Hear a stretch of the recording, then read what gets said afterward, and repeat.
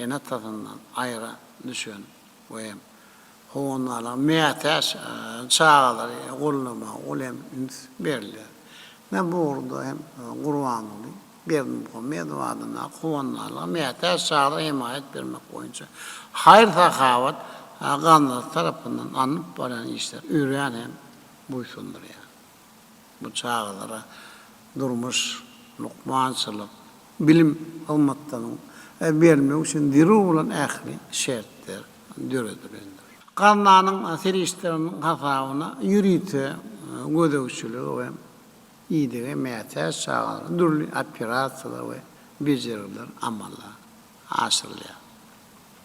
Kanına avralı halkara kurumlar, sozanlı, birleşimler kurumunun çağaları kanatı. İlat kanatı bilen çağaların sağlığının korunluğu. Avadansılığının hem taraflarını üpçün etmek, onların mümkünçülüklerini geneltmek koyunca iyi işçen hizmetler ediyor. Kananın dürüdüğünün 4 yıllık münasebetli arkada şehrine geçirilen parakasılık vandanışmak geliyor. Çağların hatırasına halkara işinin ötesi adlı halkara matlaının cemleci resminamasıyla Birleşen Milletler Kurumu'nun resmi dillerine tercüme edilip baş asambleyanın 79. sesyanın gün tertibinin resminaması yok bununla yayınlanır.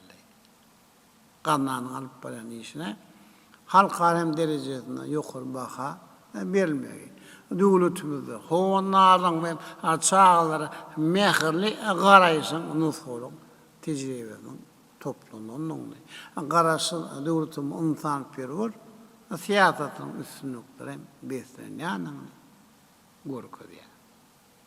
Biz bu uğurda insan perver işleri gelecekte hem devam eder.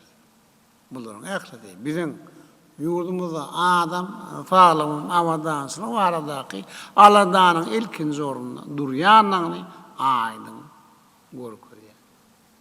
Hormatlı hal mafalına katmasına.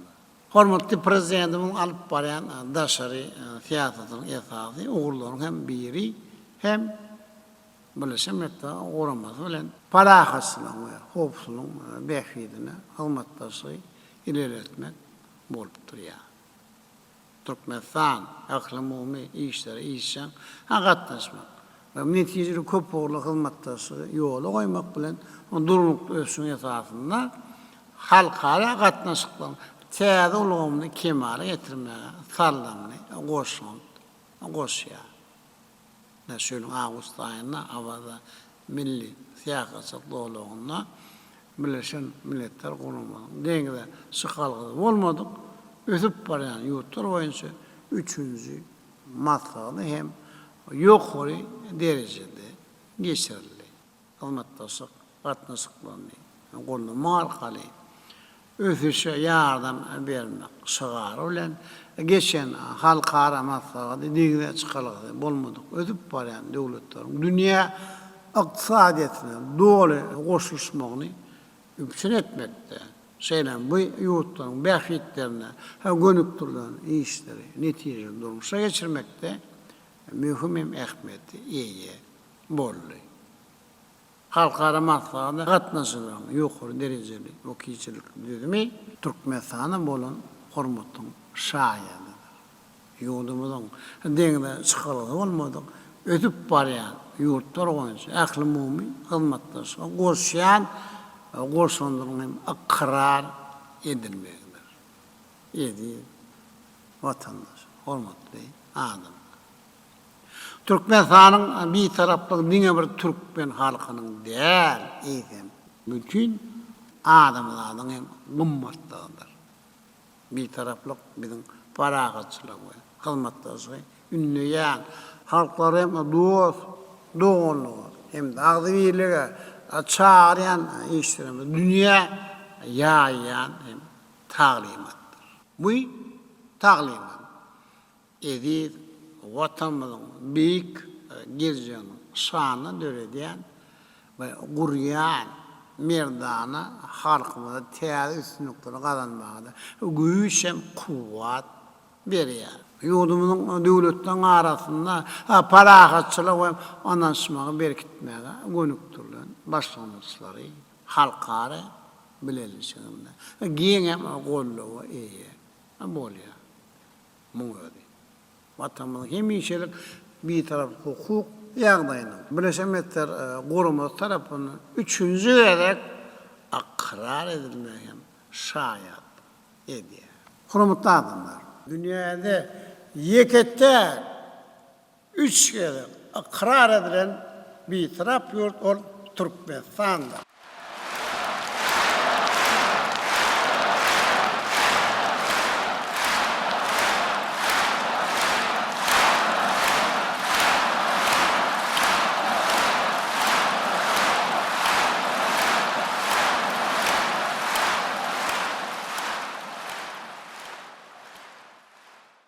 İyi vatandaşlar.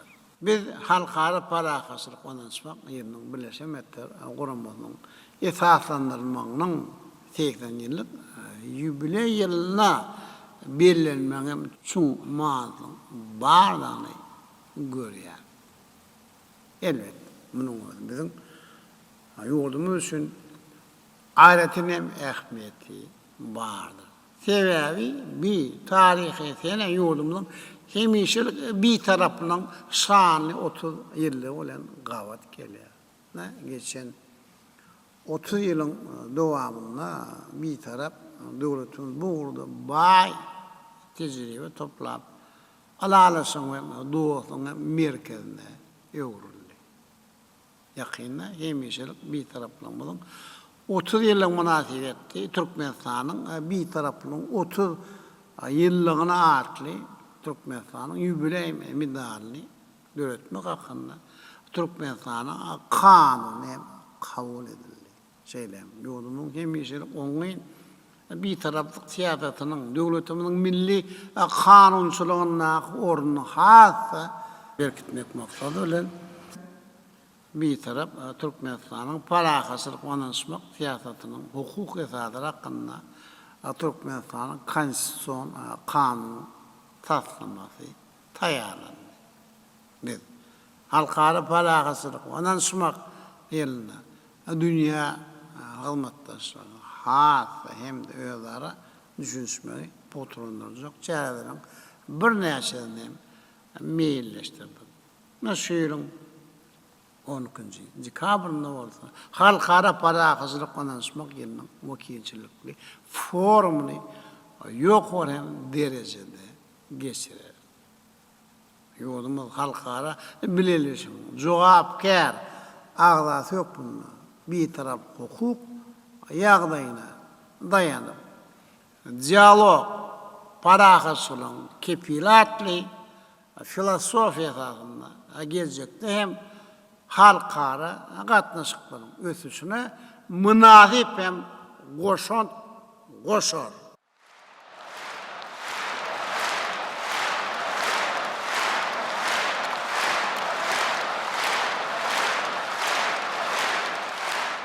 Hürmetli adamlar, iyi vatandaşlar. Karşı hemişelik bir taraf Türkmenistan, gülle ve seyahat. Adamlarda yaşlılık nurunu saçan büyük devlettir. Karıştırılmadan, o hemişelik bir taraflamadan maksatları büyüktür. Büyük maksatları. Ama nasıl yani? Halkımız hem büyüktür. Nasıl orada? Akli işlerimizde. Dine halkımızın bekliklerinden uğralmalıdır. Biz halkımızın beklikleririni öne sürünmüyoruz. Devlet siyasetinin esası hem vazifelerin biri deyip hata ediyoruz. Bizim alıp veren akli işlerimiz yurdumuzu gülledi göstermeye. Halkımızın paraqat, avadan durmuştu. Borçlukta yaşamanın üpçün etmeye gönüktürlendi. Şundan bağlıkta rayetlerimizi teyze üstünlükleri ruhlandırmakta. Türkmenistan'ın halk masalın ve meclisin, ministerlik pudukundunuz, edarların, hakimlerin, siyasi partilerin, cemiyetçilik birleşiklerin işlerin hem sağlaşıp devam etmeli. Hormatly masalada katlanıcılar, ediyet, vatandaşlar. Dünyada şeyde bir mukaddes kımmatlık var. Ona vatan değil yani. Vatana olan sevgi insan için en büyük sevgidir. Mukaddes sevgidir. Vatana olan sevgi insanın tutuş ömrünü bedeye. İnsan için vatanın büyük mukaddeslik, vatanın büyük hem kımmatlık yoktur. Bağlı bulmak için vatanı sevmek gerek. Edeyim. Yasız hem vatanı sevmektir. Çünkü vatanı sevmek bir vatanın ağzı dolağı.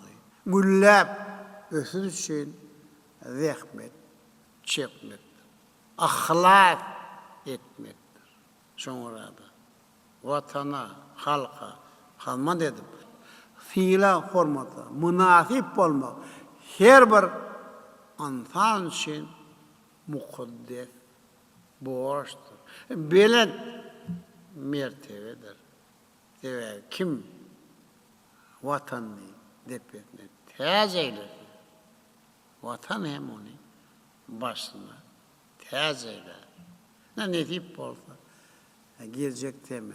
Mehriban halkının golluğuna ve anlamına dayanıp karışsız vatanının dünyadaki avrayını hasem yok olundur. Rayatımın avadan ve bahtiyar durmuştu. Yaşama uğruna anıp parayan tutumlu işlerimizi hem güçlü depinler bilen devam eder. Ağzı bir ve ahlaslı rahmetimiz bilen ata vatanımızı gülledi vestir. Şöhratlı tarihimiz sahiplerine altın hem harfler bilen yazılacak. Gelecek hem nesillerimize nusha olacak işlerimiz. Hep mani durmuşu geçirir.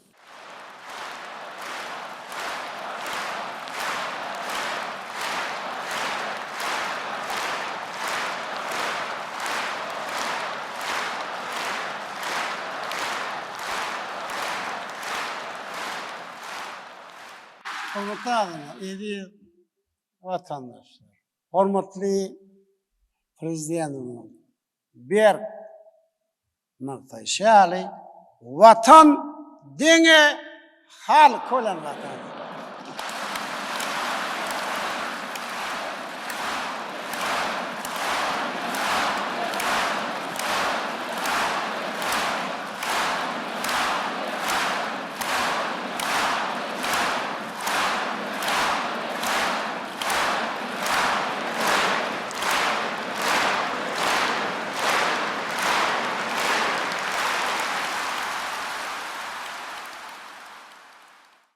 Hormatly adamlar, öz çıkışımı tamamlamak bilen men sizin her ýerinize Berk can sağlığı, asuda, avadan hem bahtiyar durmuşy arzu edýär.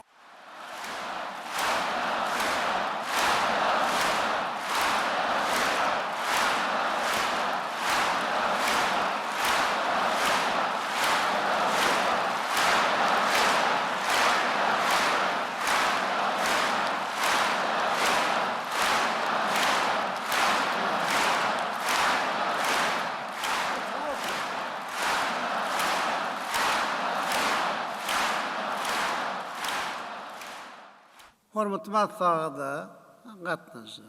Gelginli Türkmenistanyň halk masalynyň mejlisiň gün tertibine hödürünün soragy boýunça çykyş etjek adamlara söz bereli. Hem ilki bilen Türkmenistanyň hormatly il ýaşurysy Italmaz Saparlyýewa söz berýär. Geçäýin. Esselamu aleyküm Türkmen halkının milli lideri, Türkmenistan'ın halk maslahatynyň başlygy Gahrman Arkadağymyz. Esselamu aleyküm gadyrly Türkmenistan'ın halk maslahatynyň mejlisine gatnaşçylar. Harkara parahatçylyk we ynanşmalyk ýylyna şu dawaraly pursatda hormatly prezidentimiz sizi Gahrman Arkadağymyzy ýurdumyzda dawaraly ýagdaýda bellenýän mukaddes garaşlygymyzyň 34 ýyllygynyň bayramy bilen ähli ýaşlaryň adyndan tüýsürekden gutlamaga ruhsat bermeňizi sizden uly hormat bilen haýyş edýäris. Gahrman Arkadağymyz sizin ajaýyp başlangyşlaryňyzyň hormatly prezidentimiz Arkadaly Gahrman serdarymyz tarapyndan dowam etdirilmeginiň netijesinde ýurdumyzda halk hojalygynyň ähli puwdaklaryna uly ösüşler ganalýar. Jemi içerik önümiň ösüş tepkini depgilli saklanýar. Ilatymyzyň ýaşaýyş durmuş derejesi iýdi giderli ýokarlanýar. Garaşsyz hemişelik bir tarap Türkmenistan döwletimiz dünýäde parahatçylygy, howpsuzlygy, durnukly ösüşi üçin etmekligi maksat edilýän Birleşen Milletler Guramasynyň iň ygtybarly strategik hyzmatdaş ýurduny öwürli Gahrman Arkadağymyz siziň we hormatly prezidentimiziň biýik başlangyşlaryňyzyň esasyna Birleşen Milletler Guramasynyň dünýä ähmiýetli kararnamalary kabul etmegi, şol sanyna Türkmenistanyň hemişelik bir taraplygy hakynda kararnamanyň 3 ýerde kabul edilmegi, halkara parahatçylyk we ynanşmak ýyly barada kararnamalar onuň aýdyň mysallarydyr. Gahrman Arkadağymyz hormatly prezidentimiziň Arkadaly Gahrman serdarymyzyň başlangyjynyň esasyna Birleşen Milletler Guramasynyň gün tertibinde duran wekilçilikli forumyň, ýagny Birleşen Milletler Guramasynyň deňize çykalgasy bolmadyk ösüp barýan döwletler boýunça 3-nji maslahatynyň biziň ýurdumyzda geçirilmegi, onu kabul edilen resmi namalar Türkmenistany amala aşyrýan işleriň şol sanyna bu maslahatyň dünýä ähmiýetliligini, hormatly prezidentimiziň daşary siýasatynyň barha rowaşlanýanyny görkezdi. Oňa Gahrman Arkadağymyz Birleşen Milletler Guramasynyň 80-nji ýubiley sessiýasynda Türkmenistanyň ileri tutýan garaýşlary, hususan parahatçylyk we howpsuzlyk, durnukly ösüş, ulaw we energetika, ekologiýa, howa we suw serişdeleri, ynsanperwer hyzmatdaşlyk, halkara hukuk, Birleşen Milletler Guramasy bilen hyzmatdaşlyk ýaly garaýşlary we olarda öňe sürülen teklipler hem aňrýany bilen şaýatlyk edýär. Gahrman Arkadağymyz bular amala aşyrylanyna siziň ösüş arkaly parahatçylyk diýen beýik göreliňiz dünýäde hassa dawaralanar. Hormatly prezidentimiziň parasatly başçylygyna garaşsyz hemişelik bir tarap watanymyzyň dünýädäki awry hassa ýokarlanar. Gahrman Arkadağymyzyň munyň şeýle boljakdygyna da hiç şek şüphe ýokdur. Sebäbi bu beýik işler hormatly prezidentimiziň parasatly we öňden görjekli başçylygyna siziň baý tejribeňiz bilen halkymyzyň agdyrligine, ýurdumyzyň jewsligine amala aşyrylýar. Gahrman Arkadağymyz şonda bolsa hut siziň öz başlangyjynyň esasyna hormatly prezidentimiziň tagarlasy bilen döredilen siziň başlyklyk edýän Türkmenistanyň halk maslahatynyň orny ören bollar. Türkmenistanyň halk maslahaty hem ata-babalarymyzyň maslahatlaşmak däwiniň döwrewap dowam etdirilmegidir. Demokratiýanyň hakykatda dawaralmasdyr. Döwletligiň nişandyr. Gahrman Arkadağymyz halk bilen maslahatlaşyp halkyň bäkbidine amala aşyrýan işler bolsa elmiz ama özüniň oňy netijelerini berýär. Gahrman Arkadağymyz onuň ýene-de bir buýsançly misaly, hut siziň özüňiziň gatnaşyp AK Parti bilen açyp beren Türkmenistanyň senagatçylar we TK'çylar birleşmesiniň halkara senagatçylar we TK'çylar universitetdir. Bu universitet biziň ýurdumyzda ilkinji döwlete dahil del ýokary okuw mektebidir. Şonu siziň beýan sapagyna beýan edenleňiz. Öňüz gündewleriňiz gahryman arkadaşymyz.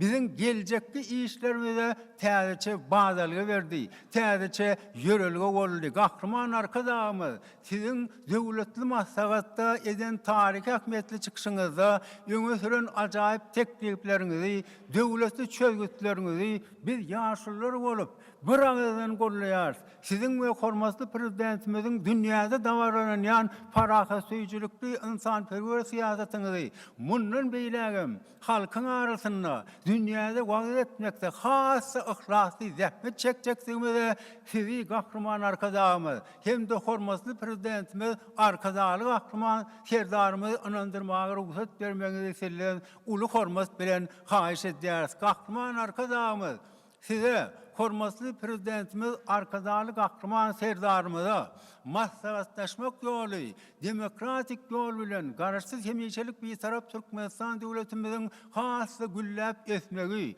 dünýädäki awraýynyň hasy belindi götürmegi, halkymyzyň ýaşaýyş durmuş derejesiniň hasy ýokarlanmagy üçin alyp barýan beýik işleriňiz üçin sag bolsun aýdýarys. Gahryman arkadaşymyz, siziň hormatly prezidentimiz arkadaşly gahryman serdarymyzyň janyňyz sag bolsun, ömrüňiz uzak bolsun. İýil ýurt bähbitli umumy adamyzat ähmiýetli alyp barýan ähli işleriňiz hemýeşe rowaşlyklara beslensin. Garaşsyz hemýeşelik bir tarap Türkmenistan döwletimizi toýlarymyz toýa, bayramlarymyz bayram ulaşsyn. Arka dagy gahryman serdara şöhrat.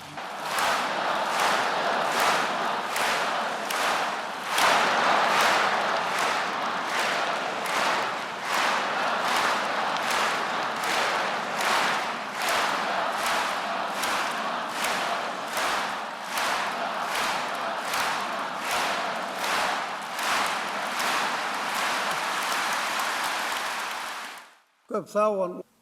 Her olsa Türkmenistan'ın statistika baradaky Dowlat Komissiyasının Mary welaýaty boýunça bölüm başlygy Jumagerli Ataýewa söz berýär. Assalamu alaykum. Çuňur hormatlanylýan Türkmen halkynyň milli lideri, Türkmenistanyň halk maslahatynyň başlygy gahryman arkadaşymyz. Assalamu alaykum. Gaderli maslahata gatnaşjylar, gahryman arkadaşymyz, sizi hormatly prezidentimiz, arkadaşly gahryman serdarymyzy, ähli halkymyzy, halkara parahatçylyk we ýananşmak ýylyna bilinilýän mukaddes garaşdyrlygymyzyň 34 ýyllyk bayramy bilen ýurdumyzyň ykdysady toplumynyň işgärleriniň adyndan tüýsürekden utlaýarys. Hormatly gahryman arkadaşymyz, siziň çäksiz aladalaryňyz netijesinde hormatly prezidentimiz, arkadaşly gahryman serdarymyzyň parasatly baş tutanlygyny, ýurdumyz ykdysady taýdan kuwatly, ähli tarapdan sağlaşykly ösýän döwlet töwerli. Türkmen ykdysadyetine her ýylla milli we daşary ýurt pulunna köp möçerde maýa oýunlary oýlýar. Ýurdumyzyň ilatynyň ýaşaýyş durmuş şertlerini ýygyderli gowlandyrma uruna durmuşa geçirilýän döwlet siýasaty Türkmenistanyň her bir raýatynyň bähbitlerine olukdurlanýar. Döwletimizde alınıp barylýan işeň maýa oýum siýasaty, kabul edilýän, netijeli amala aşyrylýan ösüş maksatnamalary dünýä döwletleri üçin nuskalarlykdyr. Täze döwrümizin baş maksatnamasy bolan berkarar döwletiň täze ýamynyň galkynsy Türkmenistany 2022-2052-nji ýyllarda durmuş ykdysady taýdan ösdürmeň milli maksatnamasyna bellenelen toplumlaryň maksatdyr wezifeleriň üstünlikli durmuşa geçirilmegi watanymyzyň ýokary depginli ykdysady ösüşini üpçün edýär. Milli ykdysadyetiň ähli pudaklaryny amala aşyrylýan özgertmeleriň rowaj almagyna, ilatyň ýaşaýyş durmuş awadançylygynyň hassa putolanmagyna ýardam edýär. Birleşen Milletler Guramasy tarapyndan kabul edilen durnukly ösüş maksatlaryny gazanmak gahryman arkadaşymyz, siziň alyp barýan insanperwer durmuş ykdysady siýasatyňyzyň ileri tutulýan uğurlarynyň biri bolup durýar. Mertebesi bilen gahryman arkadaşymyz, siz halkara parahatçylyk we ýananşmak ýyly durnukly ösüşi üpçün etmekde, sevitara, ykdysady hyzmatdaşlygyň ornatly halkara maslahatyna, islenlik ýer-ykdysady, üpçünçilik, fewda we maýa oýum taslamalary, diňe durnukluluk, hem de birege anam bolan ýagdaýynda üstünlükli bolup biler diýip beýan etdiňiz. Türkmenistanyň bir taraplyk hukuk ýagdaýynyň Birleşen Milletler Gurumasy tarapyndan 3 gezek ikrar edilmegi, gahryman arka dağımız, sizin arka dağlı gahryman serdarymyzyň ähli mumy paragatçylygy üpçün etmek boýunça döwletli başlangyçlaryňyzyň dünýä ýüzünde giňden gollanylýanlygyny aýdyn görkezýär. Çuňur hormatlanylýan gahryman arka dağımız häzirki wagtda ýurdumyzyň maliýe, salgyt büdjet siýasatynyň üstünlükli durmuşa geçirilmegi netijesinde durnukly iktisady ösüş üpçün edilýär. Döwlet büdjetiniň 80 göterme golaý bolsa, durmuş maksatlaryna önükdirilýär. Bankulygymyny ilat edilýän hyzmatlaryň germi iňeldilýär. Pul karz hem de hasaplaşyk töle ulgamlary, sany tehnologiýalar esasynda döwre wagtlaşdyrylýar.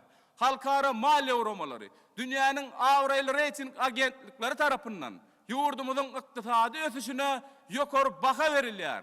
Milli iktisadiýetiň dürli pudoklaryny, bäsdeşlige küýpli önümleri önürýän senagatçylaryň, telekeçileriň netijeli işlemek üçin giň mümkinçilikler döredilýär. Şeýle bu ýysançly ösüşleriň ählisi, gahryman arka dağymyz, sizin arka dağly gahryman serdarymyzyň ýa-dowsuz taýlaryňyz netijesinde amal aşyrylýar. Gahryman arka dağymyz, sizin şu tarihi maslahatda eden, çuň manyly, bagtyar geljegi nazarlayan, maksatnamalaryň çykyşyňyzda beýan edilen döwletli başlangyçlaryňyzy dol gollaýar. Belent mertebeli milli liderimiz, sizin hormatly prezidentimiz, arka dağly gahryman serdarymyzyň janyňyz sag, ömrüňiz uzak, belent başyňyz aman bolsun. Ýurdumyzyň, halkymyzyň geljegi üçin amal aşyrýan beýik işleriňiz el müdama rowaşlyklara beslensin. Gahryman arka dağymyz, ýurdumyz parahat, ilimiz awat, belent sepgitlere giň dünýä şaýat, iktisady ösüş, watana kuwat, sizin bilen aýdyň geljek ajap çağ, şöhrat size, gayrat size arka dağ.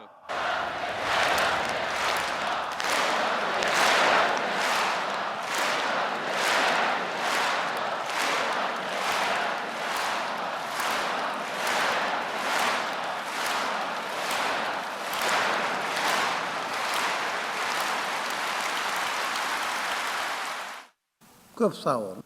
Häzir arkada şäherniň birinji ýürütüreşdirilen okuw terbiýeçilik toplumynyň muallymy Aknu Çaryeva söz berýär. Salam alik. Türkmen halkynyň milli lideri gahryman arka dağymyz. Salam alik. Türkmenistanyň halk maslahatynyň mejlisine gatnaşýan eziz watandaşlar, sizi mukaddes garaşdyrylmyň 34 ýyllyk münasibetli gözel paýtagtymyzda geçirilýän Türkmenistanyň halk maslahatynyň nowatdaky mejlisiniň öz işine başlamak bilen tüýs ýürekden gutlaýarys. Belent mertebeli alim arkadaşymyz, halkara parahatçylyk we ynançmak ýylyna ýurdumyzyň iktisady ösüşlerini, ilim bilim ulgamyna kazanylýan üstünlükler, olaryň netijeliligi, halkymyzyň insanperwerlik ýörelgeleri, agzy birligi, watanymyzyň asudalygy dünýä ýüzünde dabaralanýar. Sizin Türkmeniň döwletlik ýörelgesi atly kitabyňyzda geljegimize anamlylygymyz, watançy, akylly başly oýlanyp bilýän ýaşlarymyza baglydyr diýen sözleriňiz biz bilim işgärler üçin ýol görkezji, şamçyragdyr.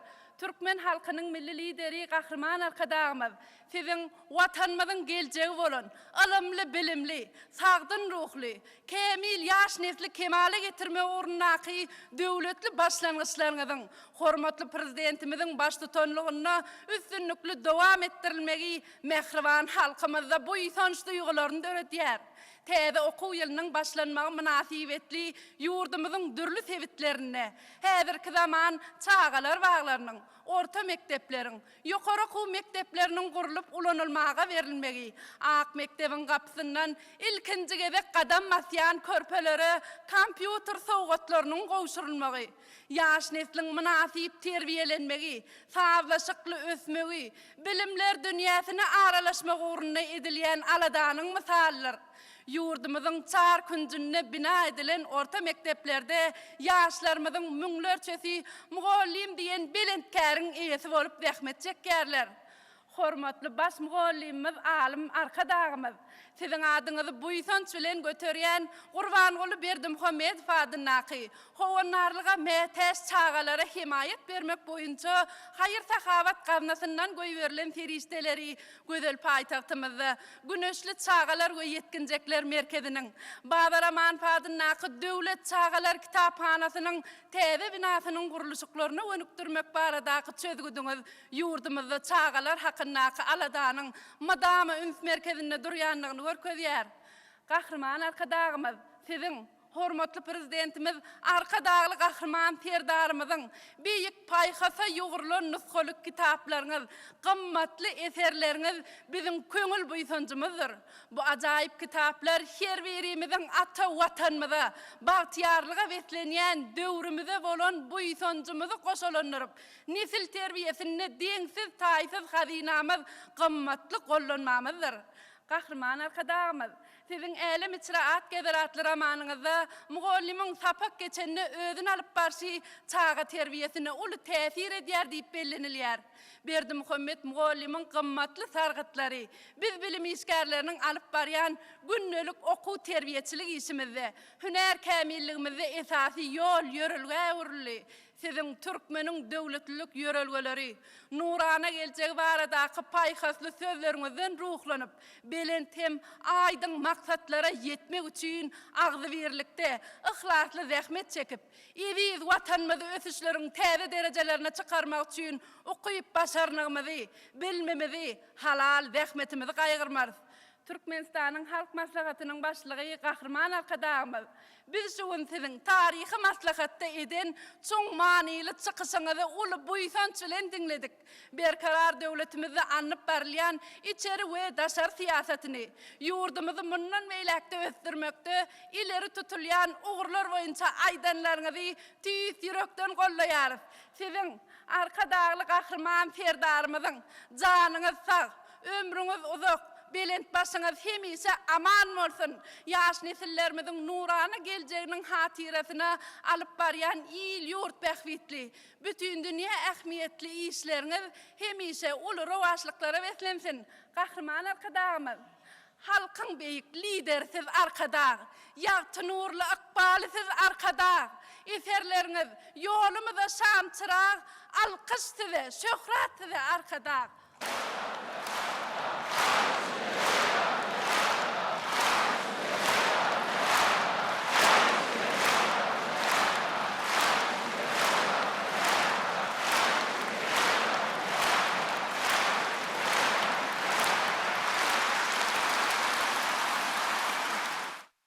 Sağ olun.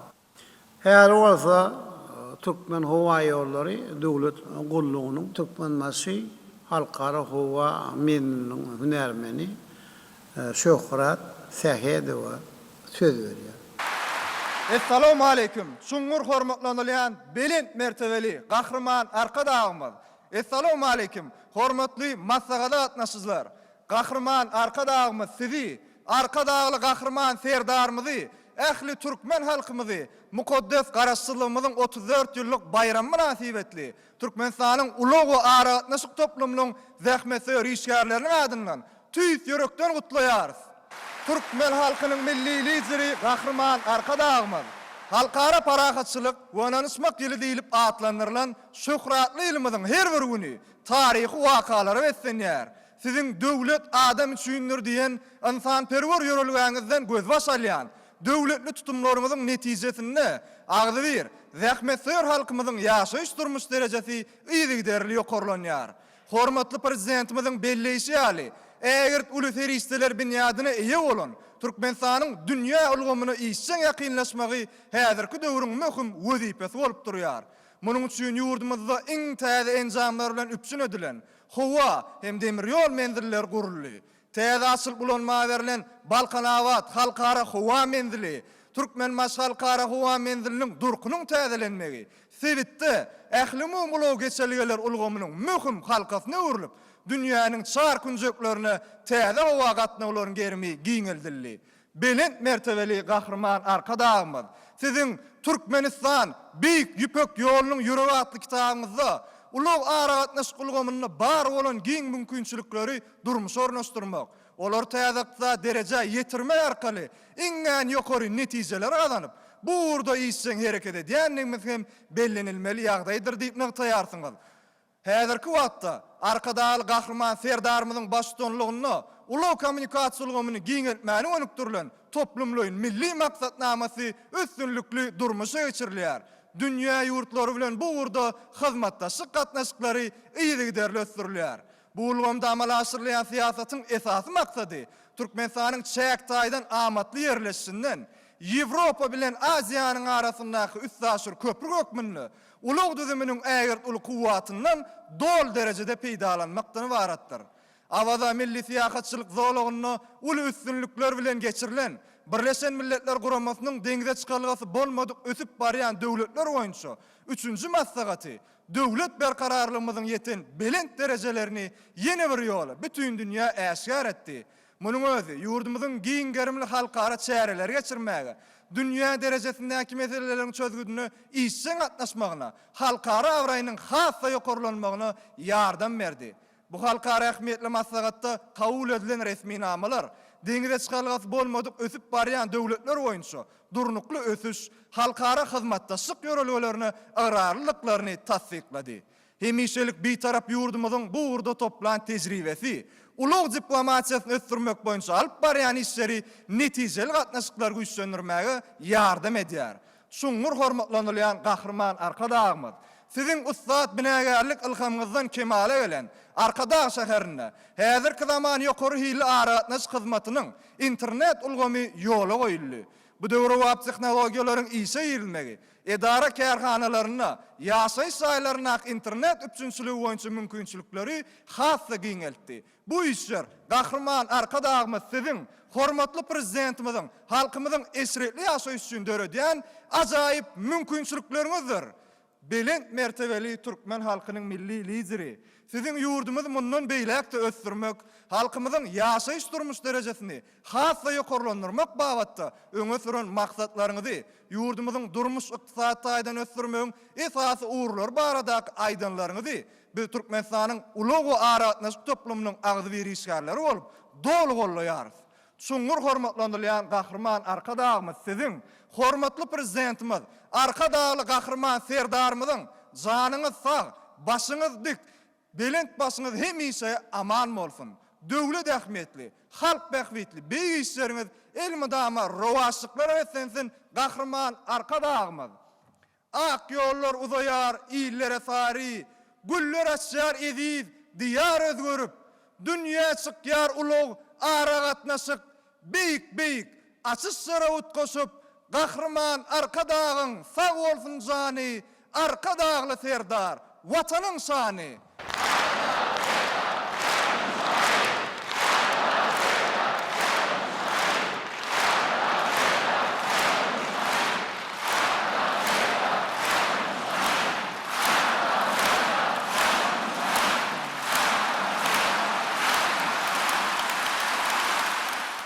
Sağ olun. Her olsa Elewap vilayatynyň Türkmenawat şäheriniň arasaçylyk we kesellerin ýaýramagyna garşy görüşmek gullugynyň hünärmeni Aýoly Mämmedowa söz berýär. Salam alyk. Çuňur hormatlanylýan gahrman arkadaşymyz. Salam alyk hormatly maslahata gatnaşçylar. Mehriban arkadaşymyz sizi, arkadaşly gahrman serdarymyzy, ähli halkymyzy, mukaddes watanymyzyň şanly garaşsyzlygynyň 34 ýyllyk bayramynyň dawaraly bellenilmegi bilen saglyk goraýyş ulgamynyň işgärleriniň adyndan tüýs ýürekden gutlaýarys. Gahrman arkadaşymyz, siziň başlangyçlaryňyz bilen hormatly prezidentimiz, arkadaşly gahrman serdarymyzyň başda durmagyny, ýurdun durmuş siýasatynyň esasy uğrunyň biri bolan saglyk goraýyş ulgamyna gönüktirilen tagallalar durunukly ösüşi kazanmagy nazarlaýar. Döwletimizde ilatyň keselere garşy görüşmek ukybyny ýokarlandyrmak, irki döwürde keseli anyklamagyň, onu bejermegiň netijeli taslamalaryny durmuşa geçirmek, keselleriň öňüni almak, Gahrman arkadağımız, sizin öz ihlasınızdan kemala gelin, kabul edilmeyine şu yıl 30 yıl dolan, sağlık devlet maksatnamasının esası vezipelerinin hatarına duruyar. Bilent mertebeli Gahrman arkadağımız, yurdumuzda häzirki zamanın ösen talaplarına layıklıkta kurulup, ulanılmağa verilen, halkara tağıldış dikeldiş, ılımı kliniki merkezleri, dineveri yurdumuzda del, eýsem sevitte de iri lukmançılık merkezleridir. Döwrewap sağlık merkezlerine, geljekde yurdumuzun tebii howa şertlerinin adam sağlığına yetiriyen täsirini öwrenmek boyunça degişli işleri geçirmäge, okulary, ılmy barlaglary alyp barmaga döwrewap mümkinçilikler göz öňünde tutulan. Häzirki döwürde halkara onkologiya ılmy kliniki merkezinin, stomatologiya merkezinin, halkara pediatriya merkezinin gurulşyk işleri, alim arkadağımız sizin ılmy maslahatlaryňyza esaslanyp tamamlaýjy tapgyrda alınıp barylýar.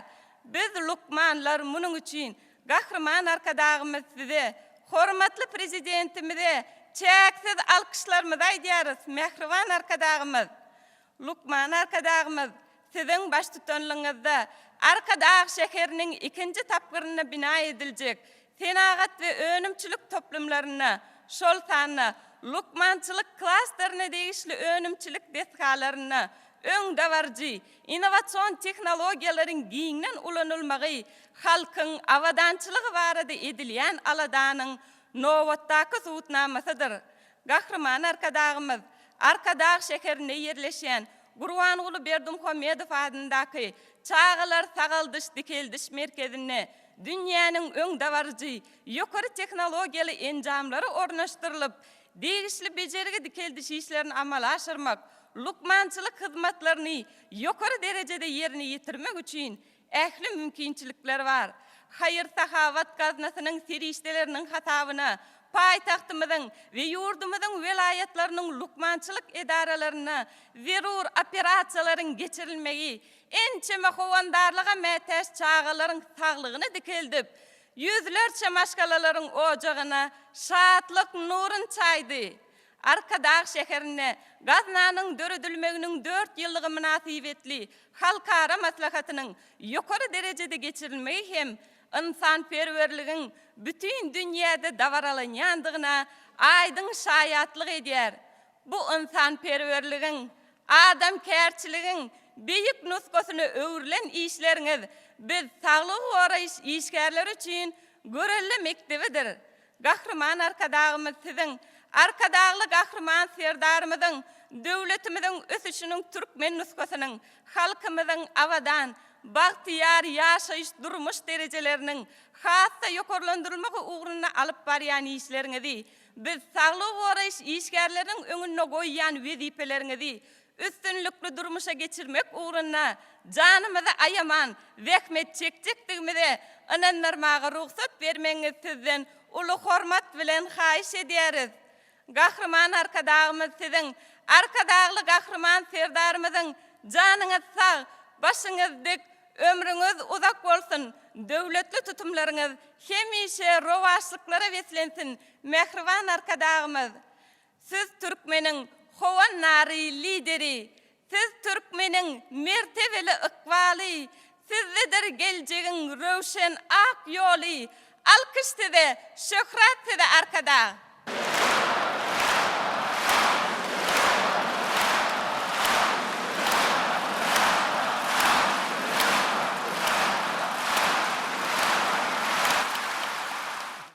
Sağ ol. Inni Türkmenistanyň Gozuluk ministriniň yer terişdeleri gurulugynyň başlygy Röwşen Rejepow söz berýär. Assalamu alaykum çuňur hormatlanýan Gahrman arkadamy. Assalamu alaykum hormatly maslahat gatnaşyjylar. Gahrman arkadamy sizi ähli halkymyzy şu ajaýyp pursatda ogoçuluk toplumynyň ähli işgärleriň adyndan mukaddes garaşdyrylaryň 34 ýyllyk bayram bilen tüýsürekden gutlamagy ruhsat bermeňizden uly hormat bilen haýyş edýäris. Belet mertebeli milli liderimiz bir karar döwletiň täze ýam galkynyşy döwründe hormatly prezidentimiz arka dağlı gahrman serdarymyzyň parasatly ýol başçylygynda garaşsyz hem ýeşelik bir tarap ýurdumyzda milli iqtisadiyetimiziň durnukly ötüşini üpçün etmek, sewitleriň gyradan ösdirilmegini gadanmak, ata watanymyzyň iqtisady kuwadyny berkitmek, puwdoklaryň bäsleşige ukyplygyny artdyrmak hemde döwlet dolandyryş ulgamyny döwrüň talaplaryna laýyklykda kämilleşdirmek boýunça maksatnamalar işler durmuşa geçirilýär. Hormatly prezidentimiz, arka dağlı gahrman serdarymyzyň oğuculuk puwdogynyň dolandyryşyny iyidi giderlikde kämilleşdirmek boýunça öňde goýan wezipelerini ýerine ýetirmek. Vilayatlerde oğuculuk önümçiligini kämilleşdirmek, ekrançylyk meýdanlaryň meliorativ ýagdaýyny haslyga ulandyrmak, suw we ýer terişçilerini netijeli peýdalanmak, ýurdumyzda öndürilýän buğdaýyň, paxtanyň, gök bakça we beýleki oğuculuk önümleriniň hilini ýokurlandyrmak, möçörlerini haslartyrmak bilen bagly gelip gowuşan haýysnamalar, teklipler esasında täze etraplaryň bir näçesini döretmek boýunça başlanýar öňe sürildi. Belet mertebeli gahrman arkadamy. Şu maksat bilen hem gahrman arkadamy siziň degişli kararyňyz bilen döredilen Türkmenistanyň dolandyryş çäk bölünşiniň meseleleri boýunça urumaçylyk toparynyň agdalary ýurdumyzyň vilayatlarynda täze etraplaryny döretmek bilen bagly beýan edilen teklipleri öwrenmek hemde maslahatlaşmak, raýatlardan gelip gowuşýan teklipleri, ýüz tutmalar seljermek, olaryň isleg arzuwlaryny öwrenmek maksady bilen vilayatlarynda iş saparynda bolurlar.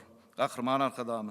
İş saparynyň dowamynda ýaşuly wekilleriň, dürlü gomlarda zähmet çekýän raýatlarymyzyň, meclisiň deputatlarynyň, vilayat, etrap, şäher halk maslahatlarynyň, yerli öz-özüni dolandyryş edarly bolan geňeş agdalarynyň, zähmet söýür bagdaýhanlaryň gatnaşmaklaryna duşuklar geçirildi. Gahrman arkadamy. Duşuklarda çykyş edenler, vilayatlaryň, etraplaryň dolandyryş çäk birliklerini gaýtadan seretmek meselesiniň döwrüň talap bolup durýandygyny, vilayatlaryň dolandyryş çäk guruluşyny täze döwrüň ruhuna laýyklykda kämilleşdirmek maksady bilen degişli işleri geçirmeň zerurdygyny beýan etdiler. Gahrman arkadamy. Türkmenistanyň halk maslahatynyň başlygy Gahrman arkadamy. Şonuň bilen baglykda Ahal vilayatynda Altyn Asr etrawyny, Daşowut vilayatynda Garaşlyk hemde Gowdag etraplaryny, Lewap vilayatynda döwletli Farab Garaököl etraplaryny, Şeýle hem Mary vilayatynda Owsan etrawyny döretmek teklip edildi. Gahrman arkadamy. Dolandyryş çäk birlikler bagatda teklip edilýän özgertmeler, adamlaryň durmuşy üçin has amatly şertleriň döredilmegine, halkymyzyň ýaşaýyş durmuş derejesini hasy ýokurlanmagyna, döwlet büdjetiniň serişdiliň rejeli maksatlaryň ulanylmagyna, sewitleriň milli iqtisadiyetimize goşýan goşundynyň artmagyna oňy täsir eder. Gahrman arkadamy. Çuňur hormatlanýan belet mertebeli milli liderimiz. Halk bähwetli beýik işleriň sakasynda duran Gahrman arkadamy. Size hormatly prezidentimiz arka dağlı gahrman serdarymyza halkymyzyň awadan, asuda, wagtyar durmuşyny üpçün etmek uğrunda döwlet derejesinde amala aşyrylýan işleriňiz üçin köp sag bolsalarymyz aýdýar. Gahrman arkadamy. Türkmen halkynyň milli lideri Gahrman arkadamy. Siziň şuňky eden taryhy çykyşyňyzy Türkmen halkynyň rowşan geljegi üçin aýdanlaryňyzy oğuculuk toplumynyň agdy bir işgäri bolup dolgorlaýar. Gahrman arkadamy. Siziň arka dağlı gahrman serdarymyzyň janyňyz sag, ömrüňiz uzak, belent başyňyz aman bolsun. Halkymyzyň bähwidine, dünýäniň awadançylygyna gönüktirilen mukaddes tutumlymyz hemişe rowaç bolsun. Gahrman arka dağlı gahrman serdary şokra.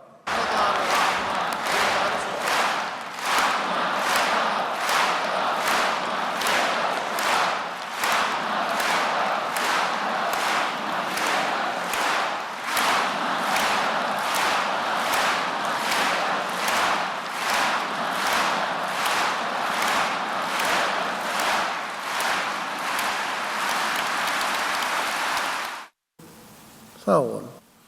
Häzir Türkmenistanyň döwlet serhet gullugynyň garwy gullukçysy Muhammed Rejepow söz berýär.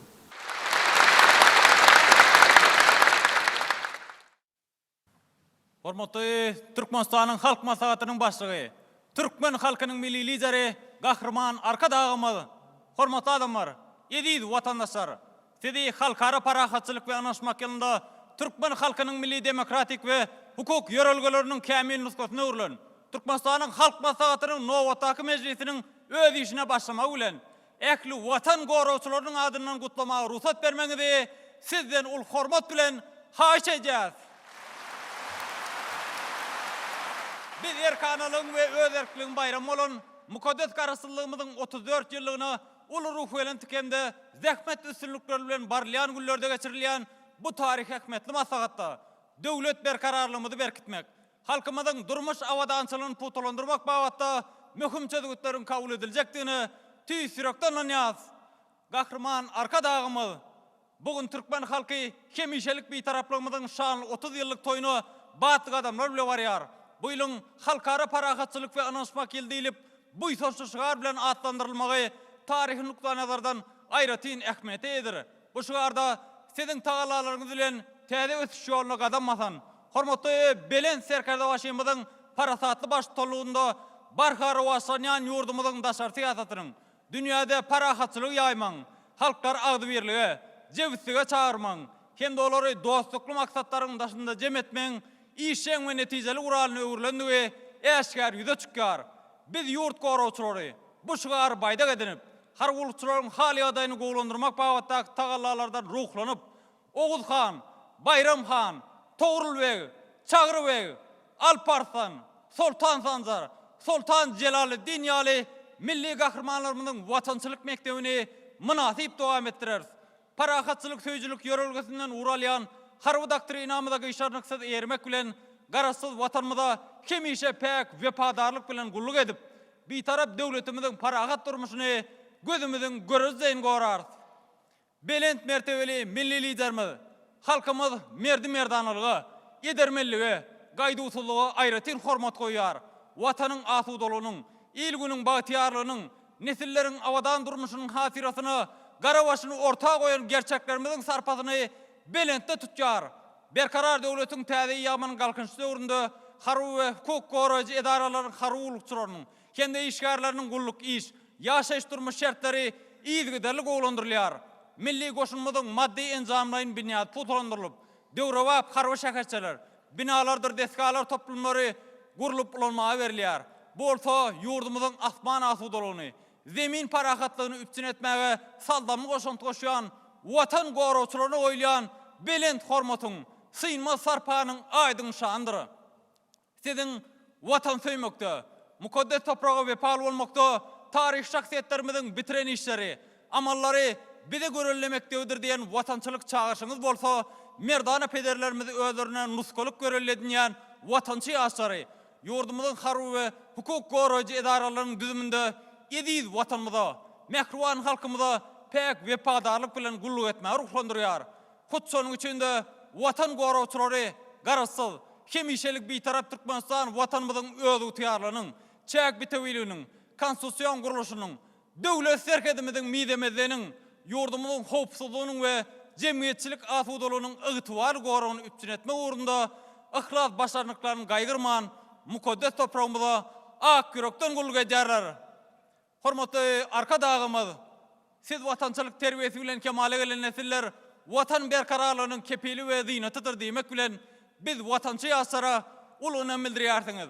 Şu tarihi günü siziň belent anamyza hem de döredip berýän giň mümkinçilikleriniňe ähli watan gorawçylarynyň adyndan köp sagyrtyn aýdyp, Türkmenistanyň garaşsyzlygynyň 34 ýyllyk bayramçylygy münasibetli geçiriljek dawral harby ýürüşden bu ýysançlyk adamlarymyz bilen geçekdigimizde siziň mehruwan pederleriniz Ustad Mugallym, Edermen esker, ilhalaryň san Berdimuhammed Anaýewiň watanyň wepaly ogly, içeri işler edaralarynyň hormatly weterany Melikul Berdimuhammedowyň, hormatly Belen Serkerde başymyzyň, Türkmen halkynyň milli lideri, gahrman arka dağymyz siziň nuskalyk göreldiňizde erip, ediz watanymyzyň gorawynda sarsmaz gala, polat galkan bolup durjakdygymyza tüýsürekden andyrmaga ruhsat ediň. Hormatly Belen Serkerde başymyzyň, hem-de gahrman arka dağymyz siziň janyňyz sag, ömrüňiz uzak, belent başyňyz aman bolsun. Döwletli işleriňiz hemişe rowaj alsyn.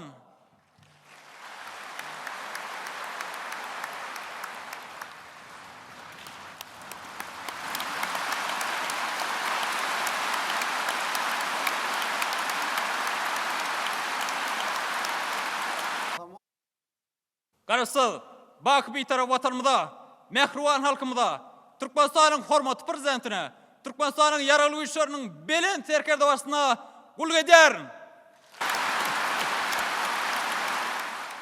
Her olsa Türkmenistan'ın Çeli Kommunikasiyalar ve İnformatika İnstitutunun talibi Sancar Ağacanova söz veriyor. Assalamu alaikum. Çoğur hormatlanılayan gahırman arkadağımız. Assalamu alaikum. Hormatlı maslahata katnaşçılar. Türkmenistan'ın halk maslahatının başlığı gahırman arkadağımız. Garaşsız vatanımızın bir üçlüğün bekviyini geçirilen Türkmenistan'ın halk maslahatının meclisinin üstünlükleri beslenmegini gahırman arkadağımız sizin İdiz vatanımızın gülle besme uğruna alıp barayan tutumlu işlerinizin kim ise rovac almanı arzu etiyarız. Gahırman arkadağımız sizi arkadağıl gahırman serdarımızı ähli Türkmen halkımızı halkara parakatçılık ve nansmak gelinne giyinden bellenilyen garaşlığımızın şanı 34 yıllık bayram bilen yurdumuzun yaşının adının tüysüröktün mehirli kutlayarız. Türkmen halkının milli lideri gahırman arkadağımız sizin başlarınızın bilen döwrüp bilim almak, ilim öğrenmek için döredilen şertler, nesillerin bahtını gönüktürülen devletli tutumlar, yüreğimize hıcu, ömrümüze ömür, kalbimize ganat beriyar. Sizin ilim bilim, cemiyetin hareketlendirici gücüdür diyen, çoğun manili sözlerinizden göz başalayan, milli bilim özgörtmeleri, yurdumuzda amala aşırlayan yaşlar siyaseti, yaşları, emeli an, sanlı teknologiyalar uğrundan tayarlamak baradak yörülgeniz, hem de yukarı oku mekteplerine, ilim bilim, önümçülük arabağlansının döwrüp usulünü öğretmek boyunca, öňde oyan aydın maksatlarınız, biz yaşları, kämil bilim almağı, pek yürekten zahmet çekmeği, ata vatanımızın beyi ötüşlerine münasip koşmağı ruhlanırıyar. Bugün Türkmen yaşları halkara olimpiyadalarda zekin bäsleşiklerine, sport yarışlarına, ören yukarı neticeler görkezip, medallara, bayraklı orunlara münasip bolup, dünya yüzünde yaşıl tuğumuzu belentten parladyarlar. Belent mertebeli alim arkadağımız, yurdumuzun yukarı oku mekteplerinin bir neçesinin, üniversitetlerin halkara asasatının azalığını kabul edilmegi, avraylı halkara reytinglerin sanavına girdilmegi, beyi ötüşlerin binyadına duruyan milli bilim ulgumunun dünyada giyinden ikrar edilmeginin aydın nişanıdır. Paykatlı esaslandırılan halkara bilim hizmetdaşlığının iň oňyn görkezçileridir. Bilimler ve talip yaşlar gününü sizin ak patağınız bilen halkara senatçılar ve telekeçiler üniversitetinin açılıp ulanılmağa berilmegi, maksada okunan telekeçilerin tezi neslini kemale getirmekte mühim edimdir. Gahırman arkadağımız şol davaralı gününü sizin geçiren beyan sapanız biz bahtiyar yaşlar için gımmatlı gollanma bolup hizmet eder. Hormatly prezidentimiz arkadağı gahırman serdarımızın baştonluğunu vatanımızda hareket etken yaş diplomatının mektebinin ağdaları sivitliğin hukumatlıqatlarına işten katlaşıp yurdumuzun bir taraplığının hukuk derecesini parakatçılık, hoşniyetli goňuşçuluk, ähli umumy ötüş siyasetini dünya cemiyetçiliğine yetirmeye öz boluşlu koşan koşyarlar. Şan ilimizde avada milli siyasetçilik doluğuna halkara maslahatın çäklerine geçirilen yaşlar forumu, yaşlar varada İdilyan aladanın dünya derecesinde uli ähmiyeti eýediğini suud edip, biz bahtiyar yaşların hakydamızda bakı ornalan bu isonçlu waka öwrüldi. Türkmen halkının milli lideri, gahırman arkadağımız, bugün kalbi bu isonçtan dolu biz bahtiyar yaşlar için ata vatanımızın ötüşüne, dürlü uğurlarda kazanyan üstünlüklerine, ägir tulu özgörtmelere dahlı olmak, bilent mertebe hem mukaddes borçtur. Arkadağ gahırman serdarımızın yaşlar, devletimizin kuvvetli gücüdür. Halkımızın bilent maksatlara yorulan nurana geleceğidir. Yaşlar, Türkmen halkının devletlilik yol yörelmesinin mizemiz mertebesidir. Bakı dowamatydyr diyen dürdäne sözleri ähli Türkmen yaşlar için durmuş mektebine öwrüldi.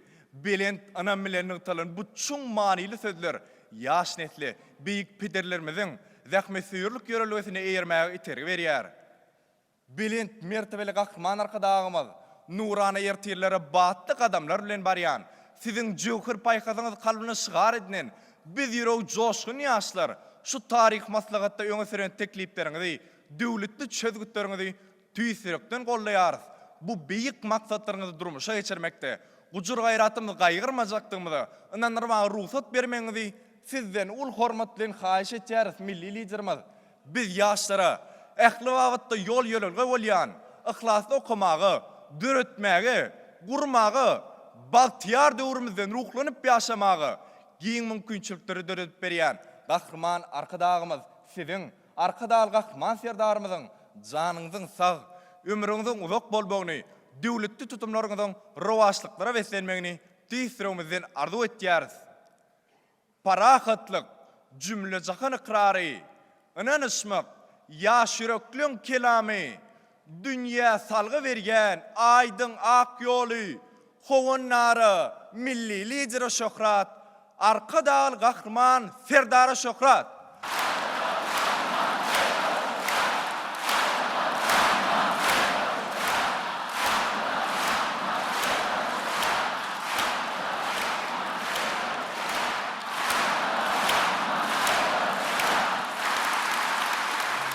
Hormatly massagada gatnaşylar.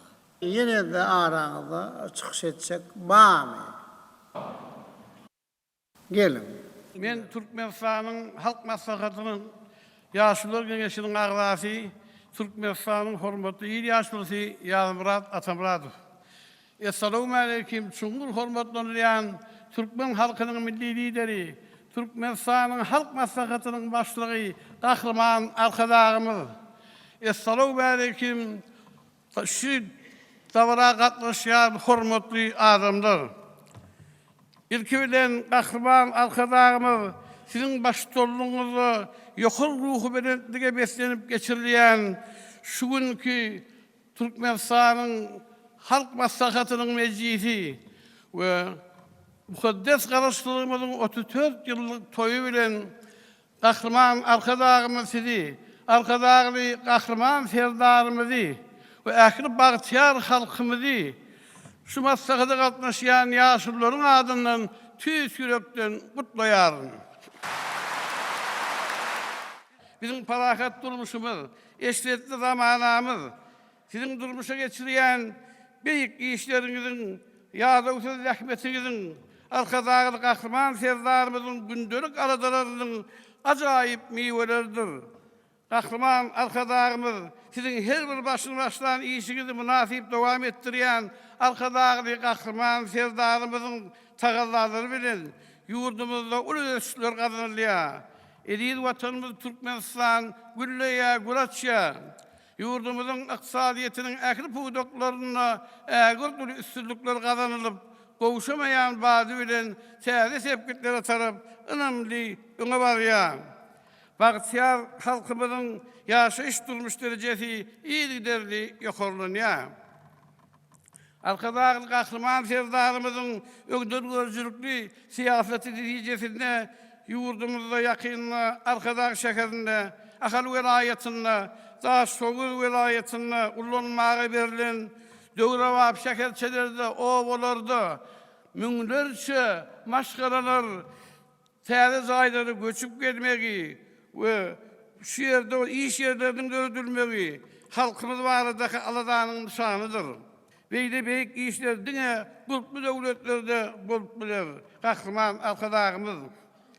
Sizin belleýişiňiz ýaly durýan döwlet gurplydyr. Gahrman arkadagymyz. Arkadagy gahrman serdarymyzyň tagallary bilen köp ýyllardan bäri döwletimizde zähmet haklarynyň, pensiýalaryň, döwlet kömek pullarynyň taýip hem de diňleýici haklarynyň meşgulleri ýerleri ýokarlandyrylýar. Adamlar üçin döredilýän şeýde ýeňillikler dünýäniň hiç bir ýerinde de ýokdur. Gahrman arkadagymyz. Bugün her bir maşgalanyň edi uzadan ýerine ýetýän.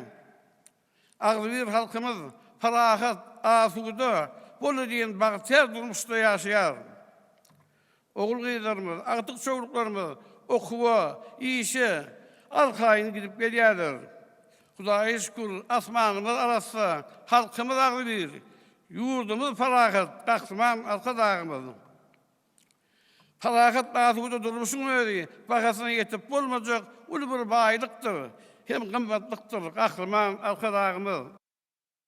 Şonuň üçin gahrman arkadaşymyz halkymyzyň ýaşaýyş durmuş derejesini ýokary götürýärligini gözüňde tutup, rahmet haklarynyň, pensiýalarynyň, döwlet kömek pullarynyň, talip we dinleýici haklarynyň ýokarlandyrmagy besetmegi teklip edýäris.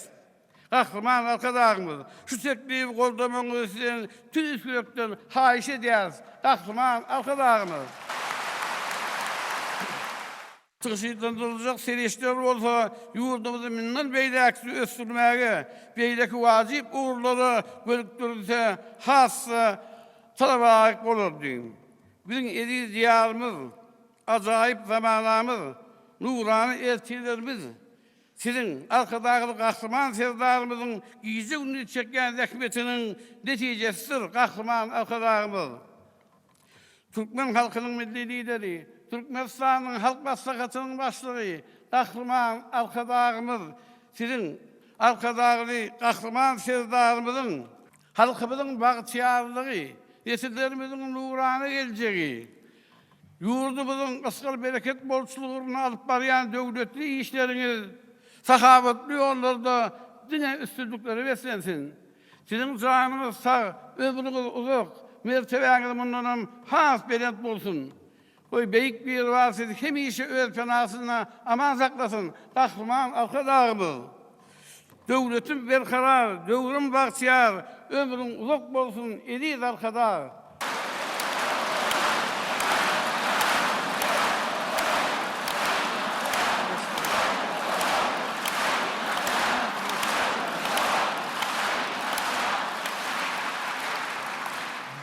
Ýanradaga eden nisihatyňyza, çykyşyňyza köp sag bolun. Urumly adamlar, endi araňyzda çykyş etjek barmy? Gelin, geçäýin. Ben Abdurrahman Ahmedogly, Dünya Türkmenleriniň Ynsanperwer Birleşiginiň daşary ýurt bölümi bolan Owganstanly türkmenleriniň magtymly Praga adyndaky medeni jemgyýetiniň başlygy. Assalamu alaykum çuňur hormatlanýan türkmen halkynyň milli lideri, Türkmenistanyň halk maslahatynyň başlygy, Dünya Türkmenleriniň Ynsanperwer Birleşiginiň prezidenti Gahrman arkadaşymyz, maslahata gatnaşýan gadyrly doganlar, pursatdan peýdalanyp ata watanymyza, Gahrman arkadaşymyz size, arkadaşly Gahrman serdarymyza çeksiz buýsanyp ýaşaýan dünýä türkmenleriniň ayratin hem dili senaly aksakal gojalarymyzyň, mehriban enelerimiziň alkyşlar bilen aýdylýan haýyrly doga dileklerini, gyzgyn we mehirli salamlaryny ýetirmäge ruhsat bermeňizi sizden uly hormat bilen haýyş edýärim. Sözümiň başynda ata watanymyzyň garaşdyrlygynyň şanly 34 ýyllyk bayramy hem-de Türkmenistanyň halk maslahatynyň şowly geçmegi bilen Gahrman arkadaşymyz sizi, hormatly prezidentimizi, ata watanymyzyň ähli halkyny dünýä türkmenleriniň adyndan şeýle hem öz adymdan tüýs ýüregimden gutlamaga ruhsat edin Gahrman arkadaşymyz. Gaderly doganlar, sevt döwletleriniň asuda durmuşyny kazanmak, ykdysady, medeni we ynsanperwer hyzmatlaşyklar giňeltmek, goňşuçuluk gatnaşyklaryny puwtalandyrmak, zerur bolanda birek-birege ähli goldawlary bermek, bitarap Türkmenistanyň goňşuçuluk siýasatynyň özenini düzýär.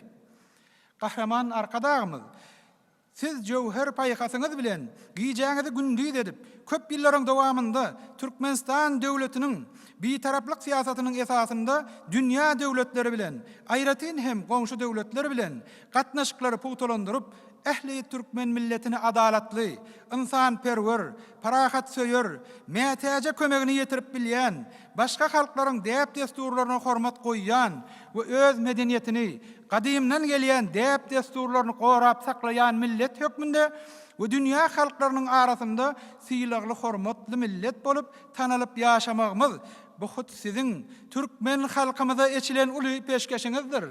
İntek tarihte gaýtalanmadyk bu waka, ýagny ata watanymyzyň hemişelik bitaraplygy, siziň ynsanperwer siýasatyňyz bilen türkmen halkynyň aýdyn geljegi üçin ýerine ýetiren işleriňiz dünýä taryhynyň sahypalaryna altyn harplar bilen ýazylar.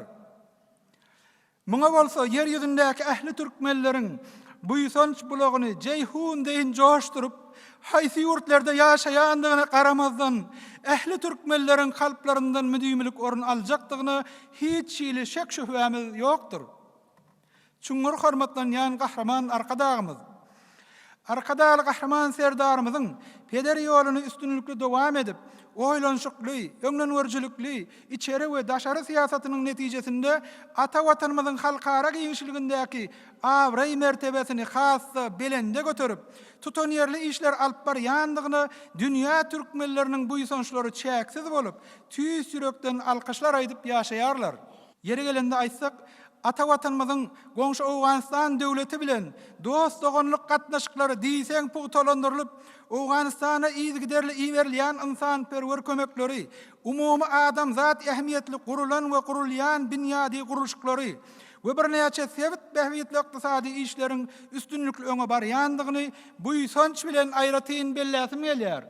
2025-nji ýylyň 4-nji sentýabrynda hormatly prezidentimiziň ýörüýte buýrugy we gahraman arkadagymyz siziň insan-perwerlik siýasatyňyz bilen Awganistanda yer tiremesinde helakçilik çekenlere Gurbanyguly Berdimuhammedow adynyky howandarlyga mätäs çağalary himayet bermek boýunça haýyr sahawat gaznasynyň adynyň insan-perwer kömegi wekiliýet bolup alyp gitmek bagty maňa nesip etdi.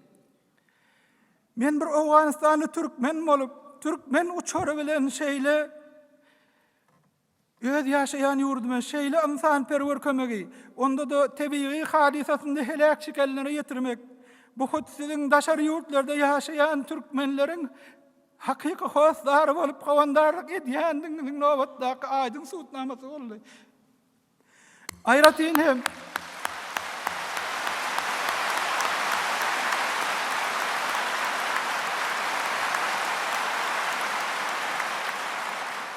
Aýratyn hem biz Awganistanly türkmenleriň başymyzy arşa ýetirip, size bolan çäksiz bu ýysonçlarymyzy we padarlyk bilen tüýs ýüregimden aýratyn nygtamak isleýän gahraman arkadagymyz.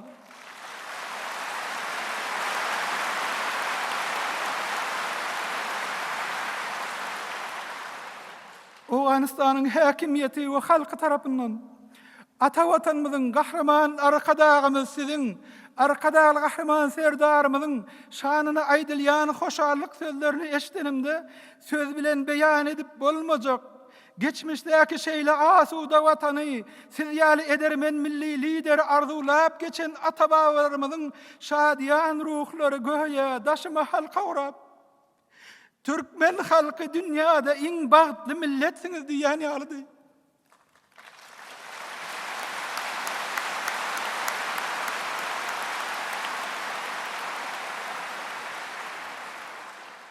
Şeýle bagtyar döwre bolsa, diňe siz ýetip bildiňiz gahraman arkadagymyz. Sözümiň soňunda ata watanymyzyň halkyna, dünýä türkmenlerine şeýle bagtyar döwri peşkeş beren türkmen halkynyň milli lideri, gahraman arkadagymyz size we hormatly prezidentimiz arkadagy gahraman serdarymyza yer ýüzüniň ähli türkmenleriniň adyndan berik jan saglyk, uzak ömür, egsilmez gujur gaýrat we rowaşlyklary arzu edýärin.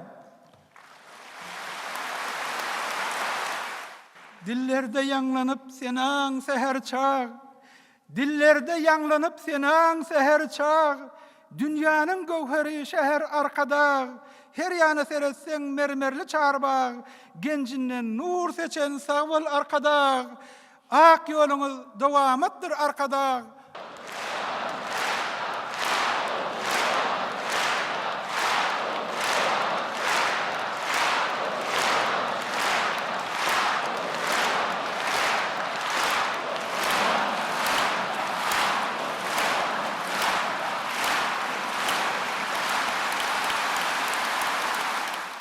Hormatly adamlar, ýene de araňyzda çykyş etjek barmy? Ýokmy? Hormatly mejlise gatnaşdylar. Näme şunky, näme taryhy mejlise, döwlet we siýasy jemgyýetçilik durmuşymyzda ören möhüm soralar alyp maslahatlaşdy. Şol soralar boýunça çykyşlary dinledik. Mecliste ve çıkış edenden akladi bizim bu öňe süren başlanýyşlarymyzy golladylar. Şeýlem ýurdumyň welaýetleriniň dolunuşym etçäk guruluşyny bundan beýlekde kämilleşdirmek hem de halkymyz üçin zirwe bolan durmuş ykysady şertleri üpsün etmek barada teklipler öňe sürüldi. Bizne kanun esasında seyretmek üçün bir teklipleri Türkmenistan'ın meclisin qaramağına ödülleri. Eğer de arazi bulsanız onunla hey el kaldırmak gerek mi?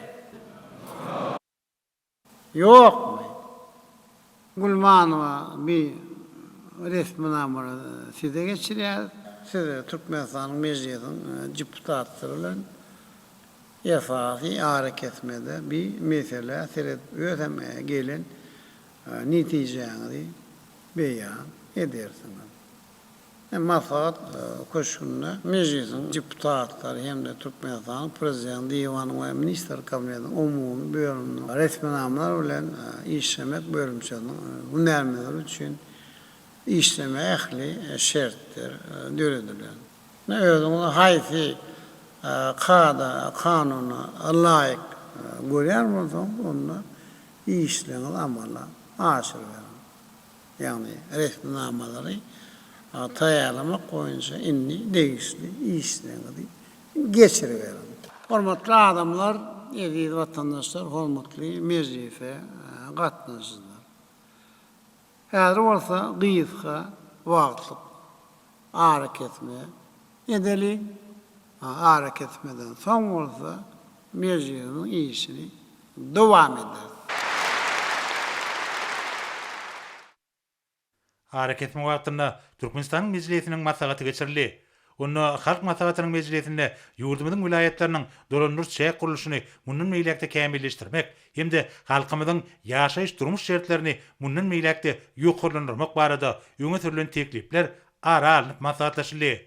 Bellençäli ýurdumyzy durmuş ykdysadydan ösürmek boýunça gahrman arkadagymyzyň başyny başlan başlangyçlary häzirki wagtda hormatly prezidentimiziň başçylygyna üstünlikli durmuşa geçirilýär.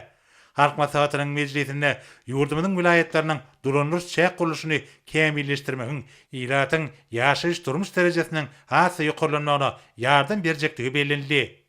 Meclisiň maslahatyna ara alınıp maslahatlaşmalaryň netijesi boýunça degişli çözgüt kabul edildi. Soňra Türkmenistanyň halk maslahatynyň meclisine geçirilýän ýerine maslahat köşküni Türkmenistanyň prezidenti Serdar Berdimuhammedow geldi.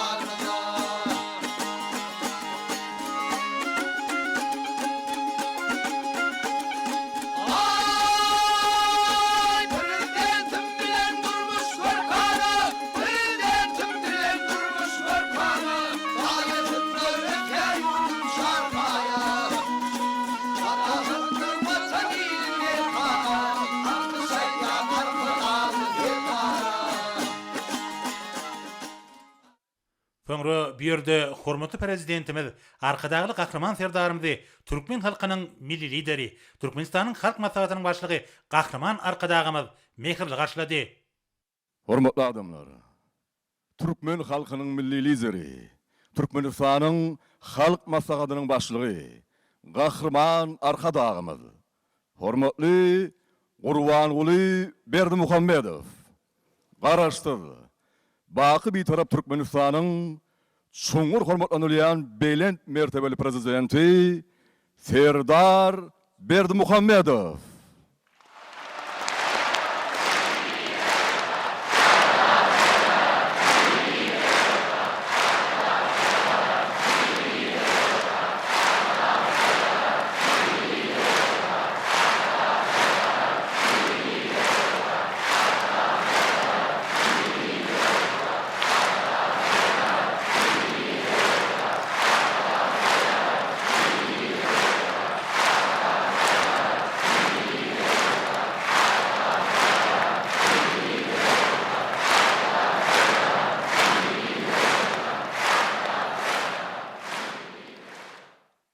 Hormatly adamlar, edi vatandaşlar, ýa-da garaşsyl bir-tarap döwletimizde yerine yetirilen işleri beýan etmek üçin Türkmenistanyň prezidenti Serdar Berdimuhammedow uly hormat bilen söz berýär.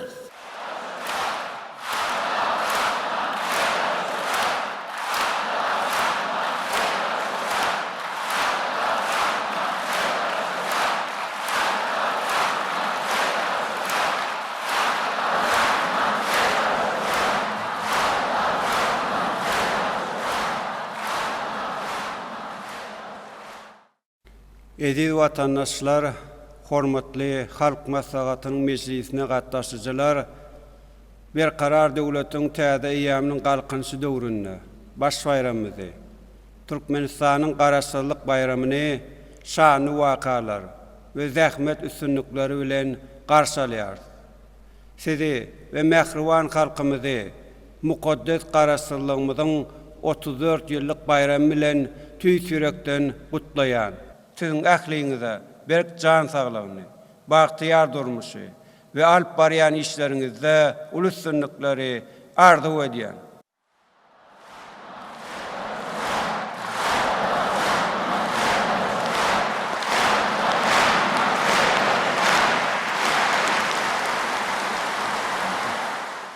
Ediz vatandaşlar, garaşsyzlyk ýyllary içinde ýurdumyzda ähort uly işler durmuşa geçirildi.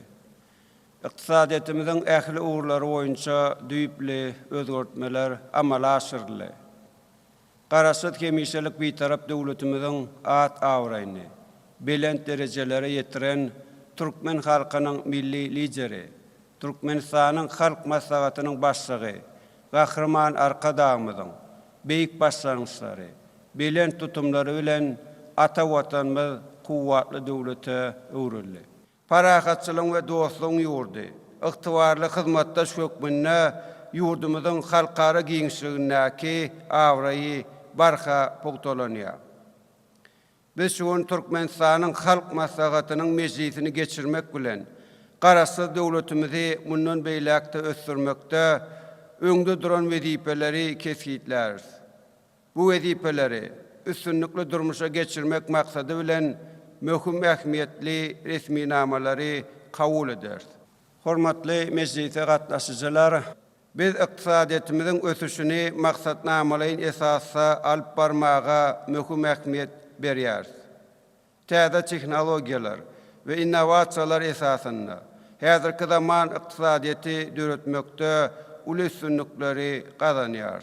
İlatymyzyň ýaşaýyş durmuş derejesini iýdigderli ýokarlandyrmak, durnukly ösüşi kazanmak bilen ykdysadiyetimiziň büniýatlyk esaslaryny hassa berkidýär.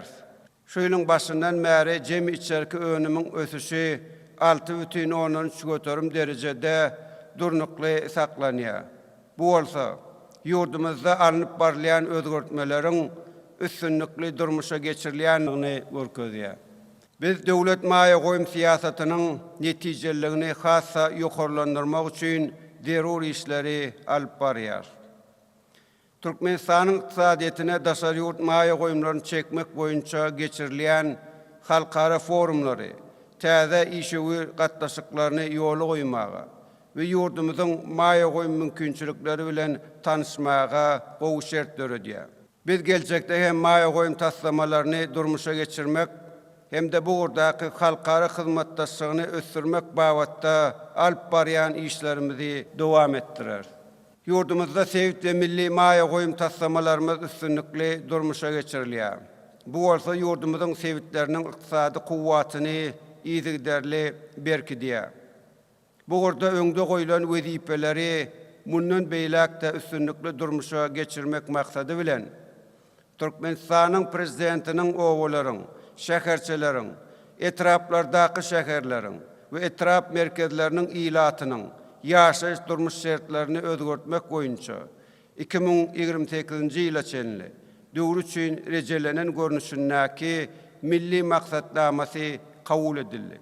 Hormatly adamlar, Türkmenistany 2025-nji ýylda durmuş ykdysadydan ösdürmegiň ve maya goýum maksatnamasy esasynda yurdumuzy ösdürmek üçin şu ýylyň ahirine çenni 40 milyard 72 milyon manat möçberdi. Düýpli maya goýumlary öldürýärler. Bu bolsa täze önümçilik ve medeni durmuş maksatly desgalar gurmaga hem-de döwrewaplaşdyrmaga şert törediýär.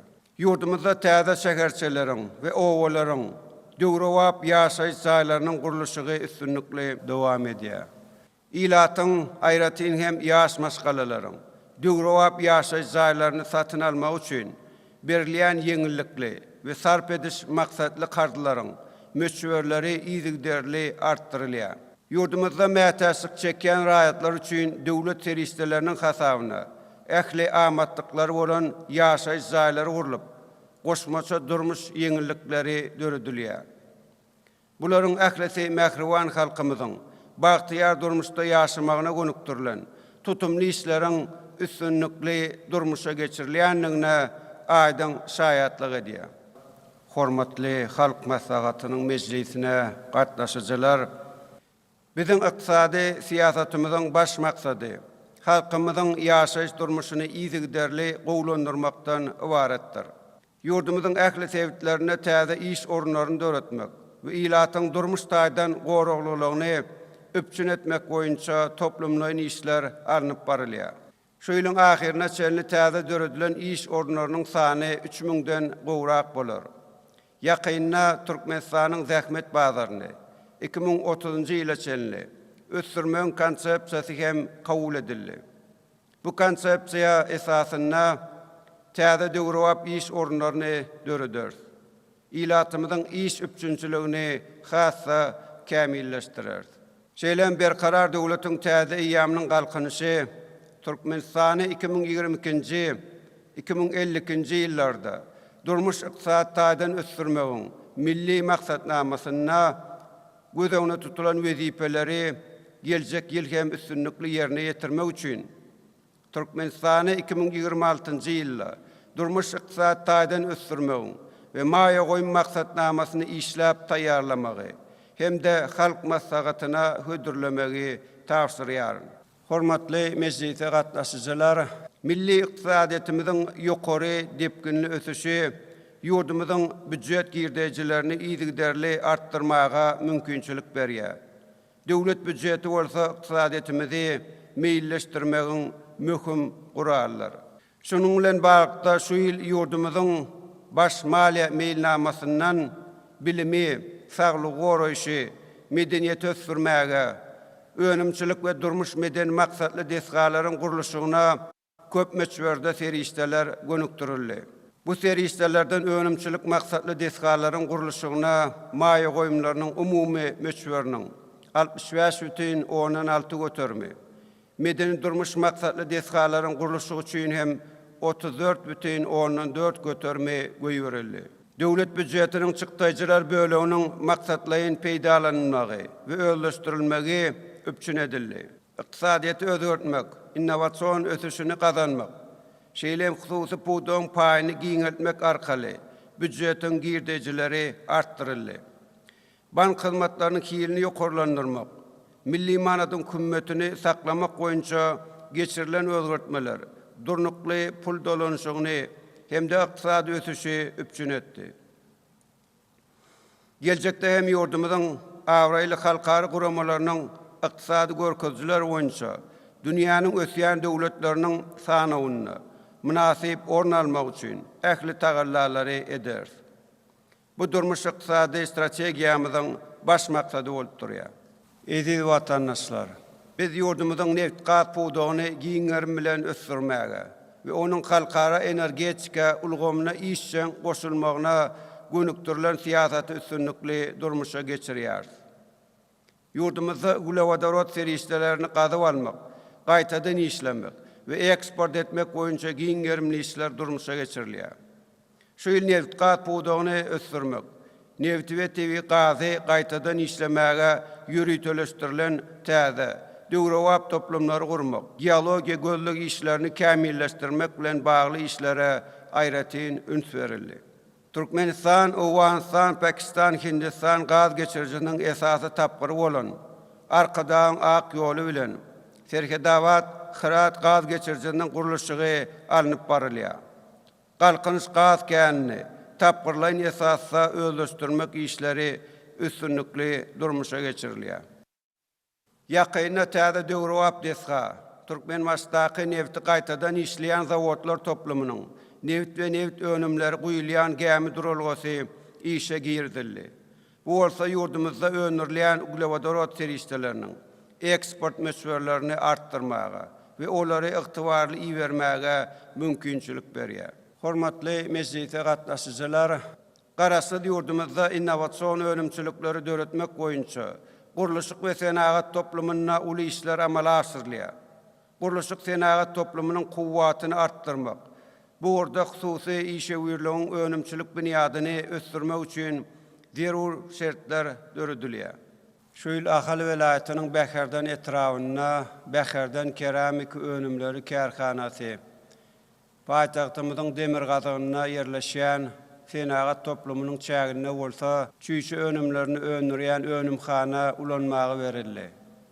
Bu desgalaryň işe girdilmegi, täze innowasion tehnologiýalar esasynda, dünýä standartlaryna laýyk gelýän ýokary hilli önümleri önürmäge mümkinçilik berýär. Hime senagatyna täze önümçilikleri döretmek boýunça hem netijeli işler durmuşa geçirilýär.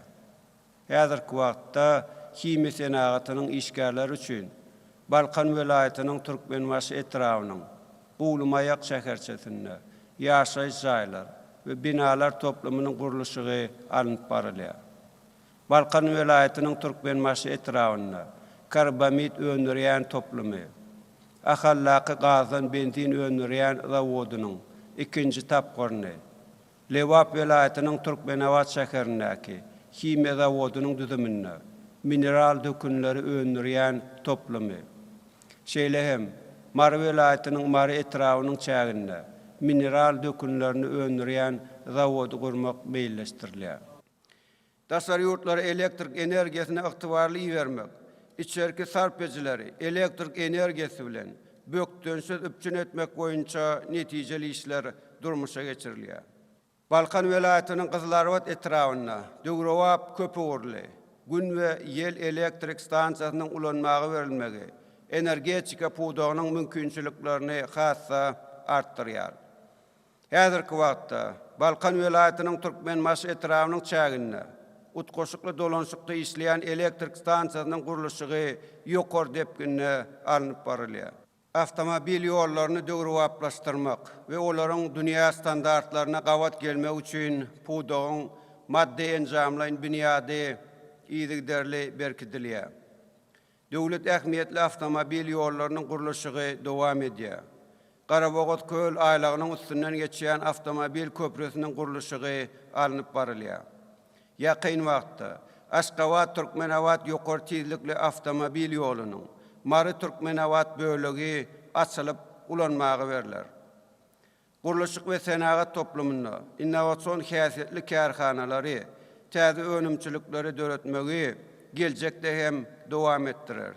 Edi watandaşlar, biziň alyp barýan durmuş siýasatymyzyň netijesinde ýurdumyzyň welaýatlary, Aşgabat ve Arkadağ şäherleri durnukly ösdürilýär. Gahrman Arkadağymyzyň başlangyjy bilen ýurdumyzyň taryhyna ilkinji gurulan akylly şäher, Arkadağ şäheri, awadan hem bagtyar durmuşymyzyň görkezjisidir. Häzirki wagtda Arkadağ şäheriniň gurulşygynyň ikinji tapgyry alınıp barylýar. Arkadağ şäherini 2024-nji, 2052-nji ýyllarda ösdürmen konsepsiýasy esasynda bu şäherde alınıp barylýan işleri geljekde hem dowam etdirer.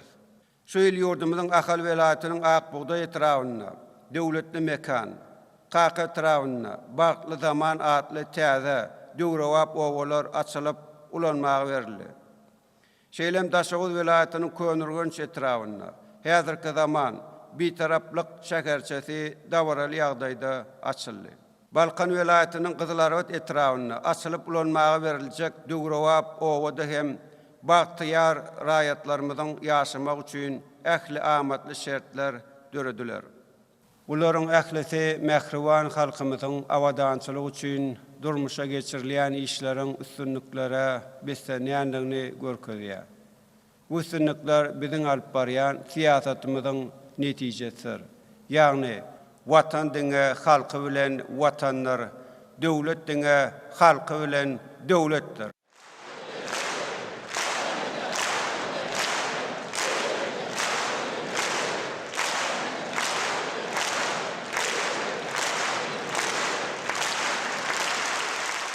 Hormatly meclise gatnaşyjylar, ýurdumyzyň owakyjylyk puwdagy milli ykdysadiyetimiziň esasy puwdaklarynyň biridir. Owakyjylyk puwdagyny toplumlaryň ösdürmek, puwdagyň maddi enjamlaryň bünýadyny hassa berkitmek boýunça netijeli işler durmuşa geçirilýär. Guşçylygy we mallarçylygy ösdürmek, azyk bolçylygyny öpçün etmek, yer we suw serişdelerini oýlanşykly peýdalanmak, daşky gurşawy goramak bilen bagly wezipeler üstünlikli amal aşyrylýar. Şu ýyl ýurdumyzyň zähmetseýär daýhanlary watan harmanyna 1.400.000 tonnadan gowrak buğday hasylyny tapşyrdylar. Ýygnalan buğday hasyly halkymyzyň berkarar watanymyzyň baýlygydyr. Saçaklarymyzyň rızgal bereketidir. Bol gally hasylyny ýetişdirmekde we ýetkisiz ýygnap almakda uly işleri bitiren, watan öňündäki şertnamalaryň borçnamalaryny ýerine ýetiren, ussat gallaçy daýhanlarymyzy gazanan netijeleri bilen tüýsürekden gutlaýan.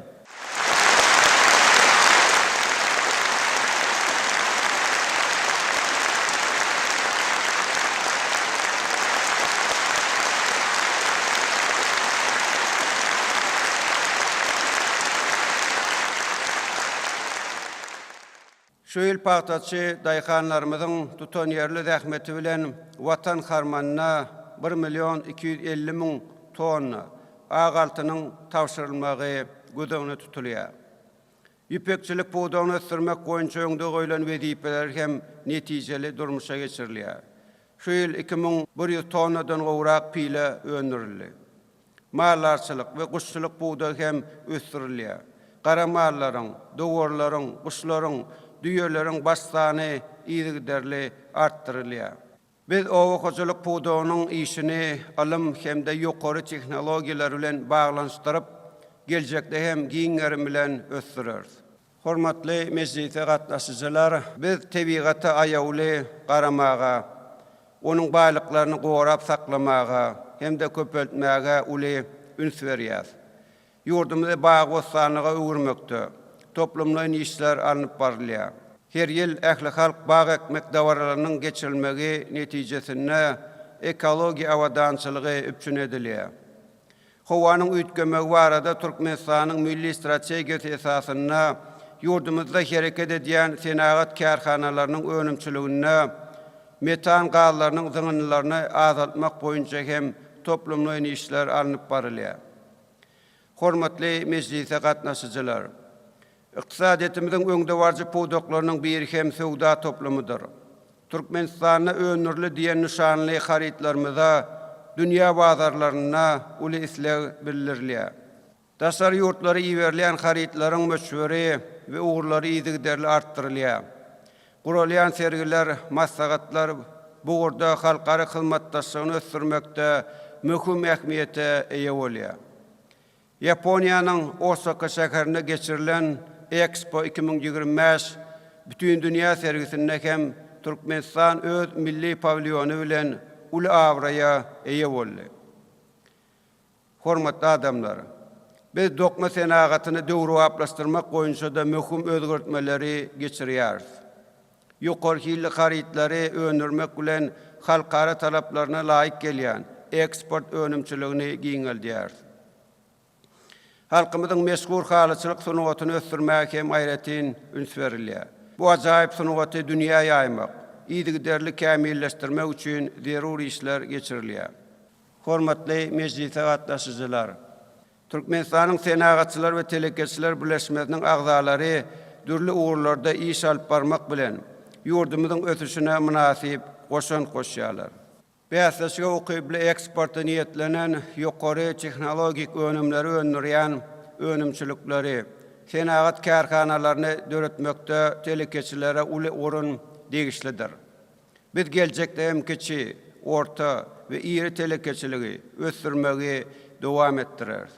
Edi vatandaşlar, ulug ve aragatlaşık toplumuna neticeli işler durmuşa geçirilýär.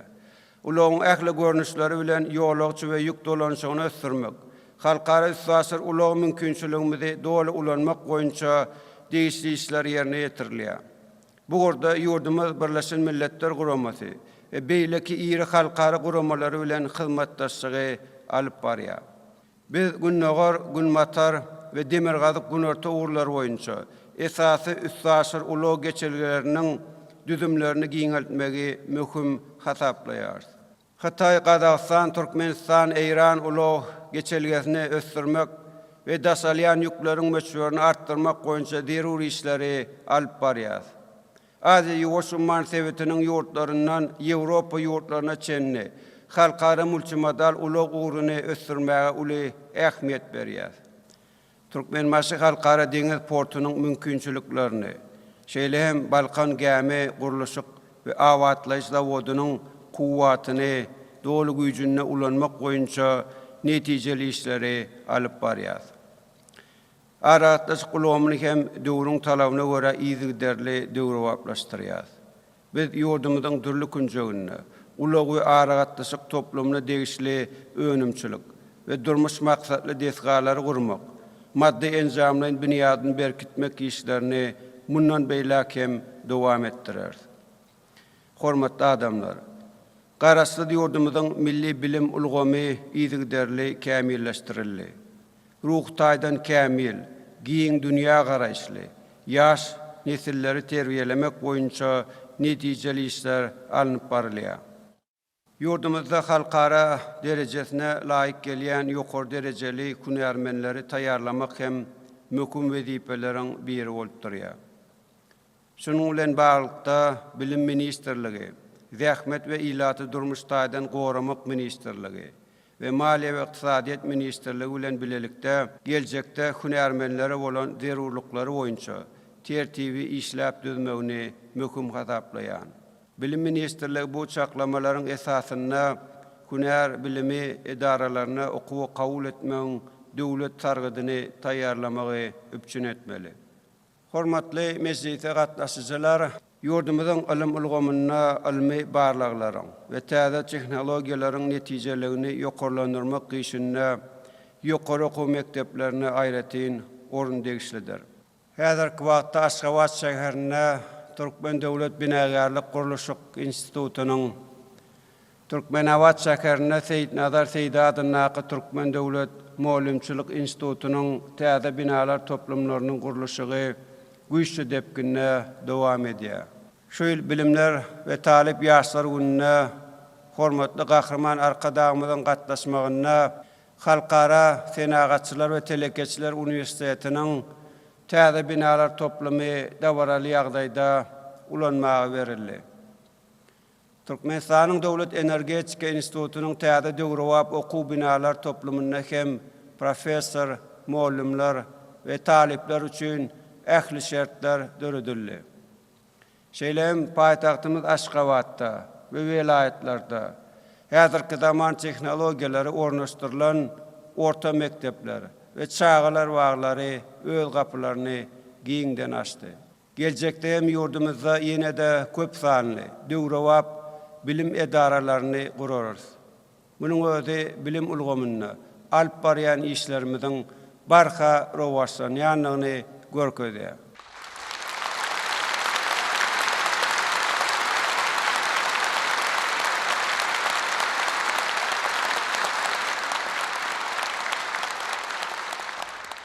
Hormatly adamlar, halkymyzyň saglygy, awadan we bagtyar durmuşy biziň alyp barýan döwlet siýasatymyzyň möhüm ugry bolup durýar. Saglyk goraş ulgamyna halkymyza dünýä ülüňlerine laýyk gelýän ýokary hilli lukmançylyk hyzmatlary ýerine ýetirilýär. Häzirki wagtda paýtagtymyzda halkara pediatriýa, halkara onkologiýa ilmi kliniki merkezleriniň we stomatologiýa merkeziniň gurulşygy ýokary depkinne dowam edýär. Şeýlem Arçman Şipaxanasyna goşmaça 400 orunluk binalar toplumynyň gurulşygy alınıp barylýar.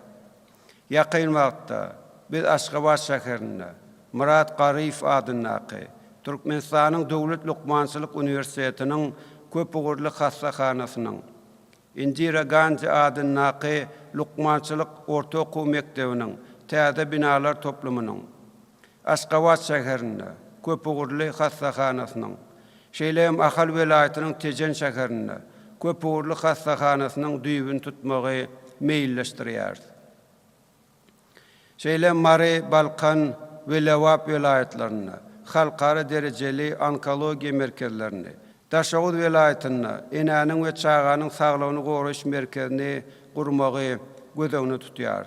Bu işleriň ählisi keselleriň öňüne almak, anyklamak we bejermek boýunça öňde barjy tejribeleriň milli saglyk goraş ulgamyna giňden ornaşdyrylýanlygyny görkezýär. Halkymyzyň saglygyny goramak, ýurdumyzyň awadançylygyny gazanmak biziň iň uly maksadymyzdyr.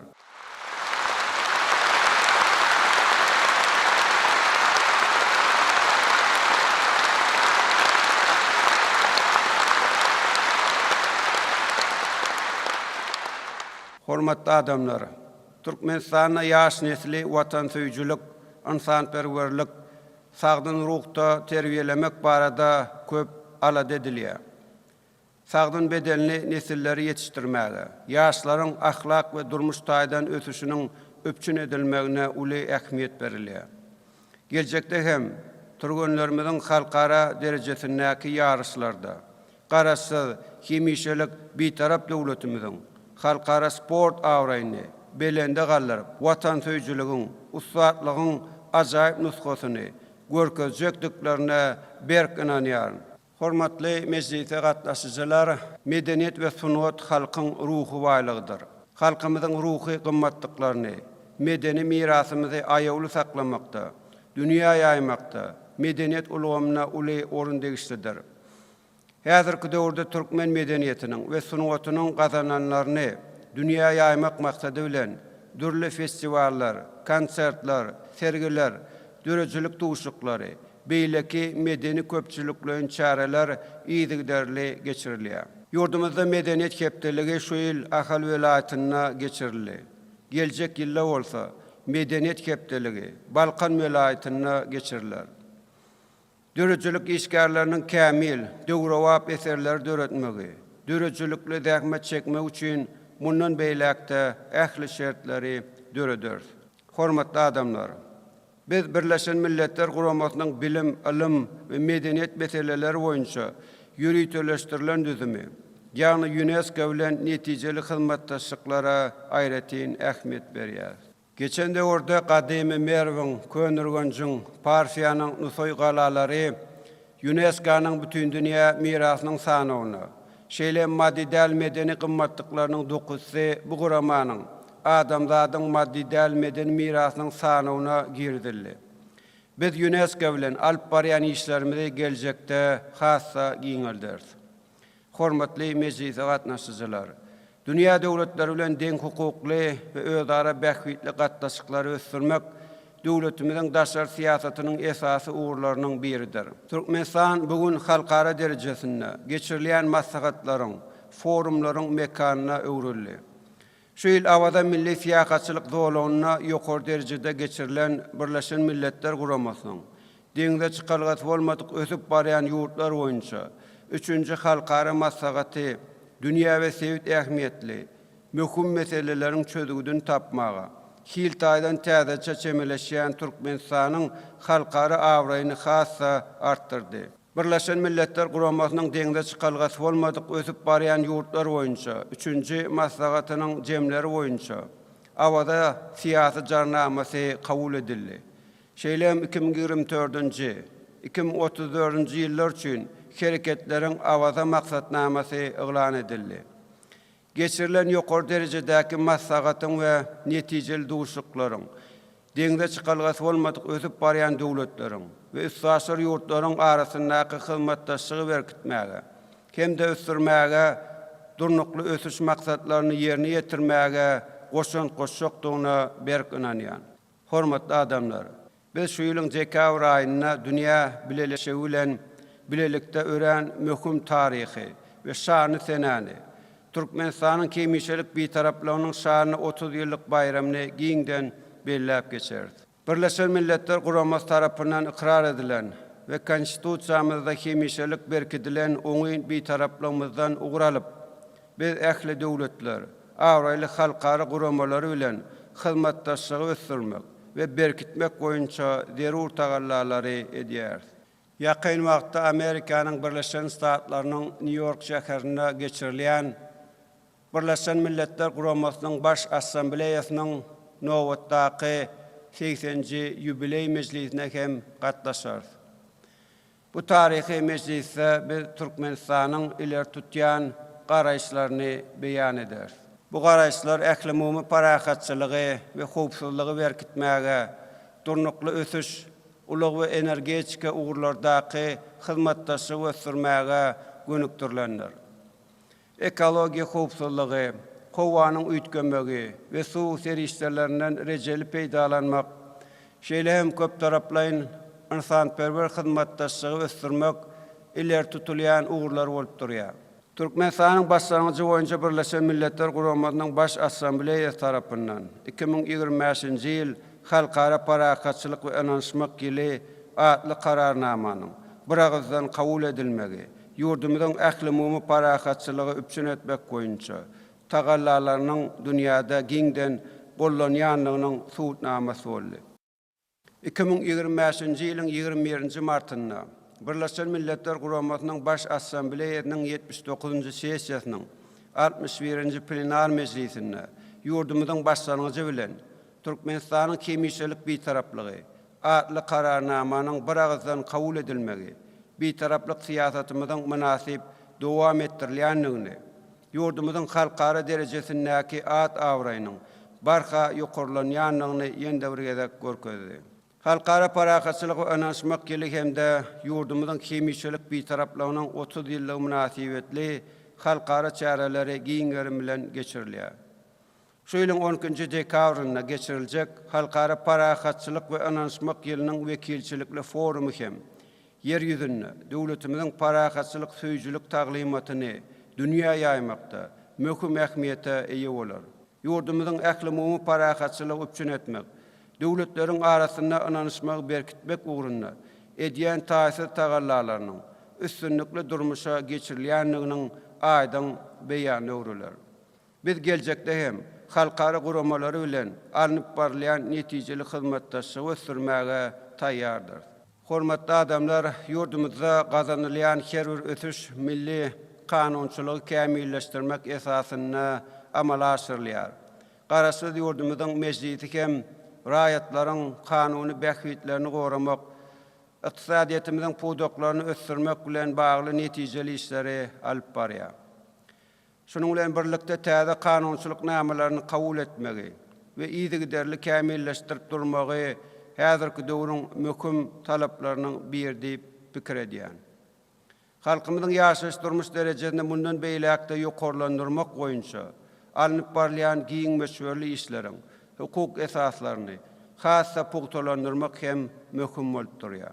Kabul edilen milli maksatnamalarda göz tutulan işleri üstünlikle durmuşa geçirmek hem de ilatyň netijeli zähmet çekmek üçin oňgoýly şertleri döretmek maksady bilen halkymyzdan gelip gowuşýan teklipleri öwrenmek we seljermek işine aýratyn üns bermeli.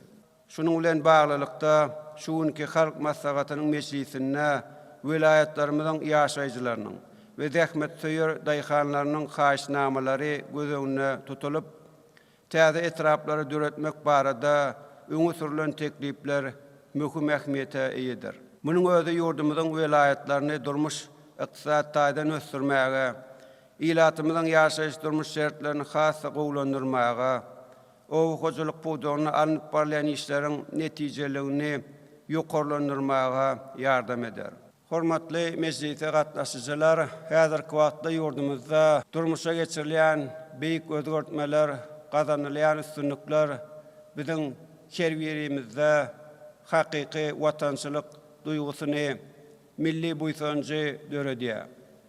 Şoň urada garaşsyzlygymyz we hemişelik bitaraplygymyz bagtyar we awadan durmuşymyz üçin örän tutan yerlik bilen zähmet çekmelidir. Hormatly meclise gatnaşyjylar, ediz watandaşlar, bir karar döwletiň täze ýamynyň galkynçy döwründe biziň ýolumyz bagtyarlygyň, bir kararlygyň ýollar. Geçmişimizi, şugunmizi we geljegimizi bir bağlanıştırıp, biz mundan beýlekde bu ýol bilen anamly öňegdäriz. Agda birlikde we bitewlikde ýurdumuzy ösürmek boýunça gahrman arka dağımyzyň başyny başlan döwletlik ýoluny anamly dowam etdirer. Türkmenistanyň halk maslahatynyň meclisinde beýan eden ösüşlerimiz we täze maksatlarymyz biziň öňümizde uly wezipeler goýýar. Mähriwan halkymyz bilen bilelikde tutan yerli zähmet çekip, geljek ýyl üçin bellenen sebäpleri hem awray bilen ýetjekdiklerine berk inanýan. Garaşy hemişelik bitarap Türkmenistan watanymyzyň, eziz halkymyzyň mertebesini, awraýyny beýge gallarmak biziň baş maksadymyzdyr.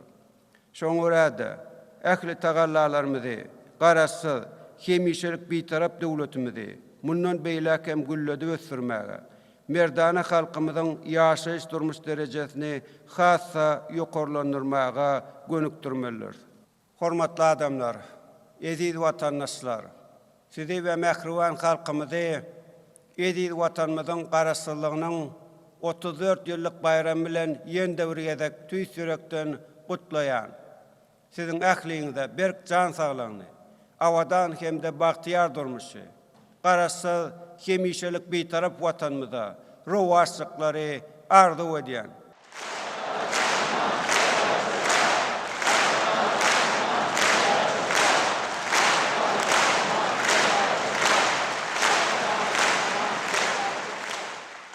Goý garaşsyz döwletimiziň dünýädäki at awraýy mundan beýlekde belent bolsun.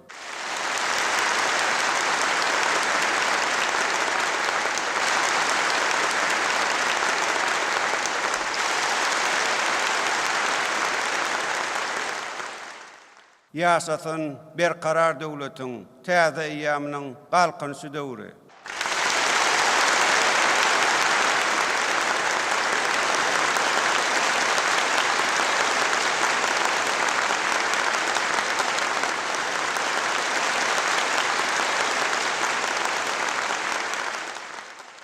Ýaşasyn garaşsyz, hemişelik beýtarap Türkmenistan.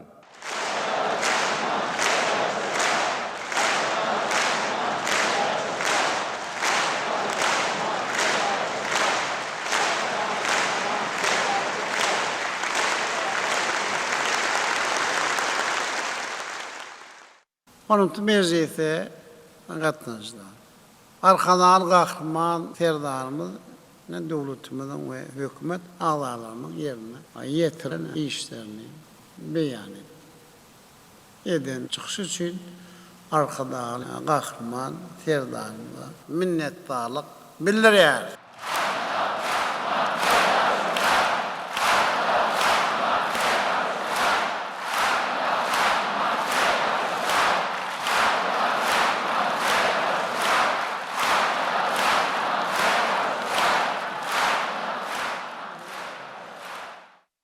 Soňra Türkmenistanyň mejlisiniň başlygy Gulmanowa çykyş etdi. Şuňur hormatlanýan türkmen halkynyň milli lideri, Türkmenistan halk maslahatynyň başlygy Gahrman Arkadağymyz, hormatly Arkadaýly Gahrman serdarymyz. Siziň ata watanymyzyň ykdysady kuwatyny berkitmek, ilatymyzyň ýaşaýyş durmuş derejesini hassa ýokarlandyrmak, ýurdumyzyň döwlet dolandyryş ulgamyny, dolandyryş çäk bölünşüni, döwrüň talaplaryna laýyklykda kämilleşdirmek barada beren tawşyryklaryňyzdan uralyp, Türkmenistanyň dolandyryş çäk bölünşüniň meselelerini çözmek tertibi hakynda Türkmenistanyň kanuny esasynda Türkmenistanyň dolandyryş çäk bölünşüniň meseleleri hakynda Türkmenistanyň mejlisiniň karary kabul edildi. Kabul edilen karar bilen tanıştyrmany ruhsat bermeňizi sizden uly hormat bilen haýyş edýän Gahrman Arkadağymyz, Arkadaýly Gahrman serdarymyz.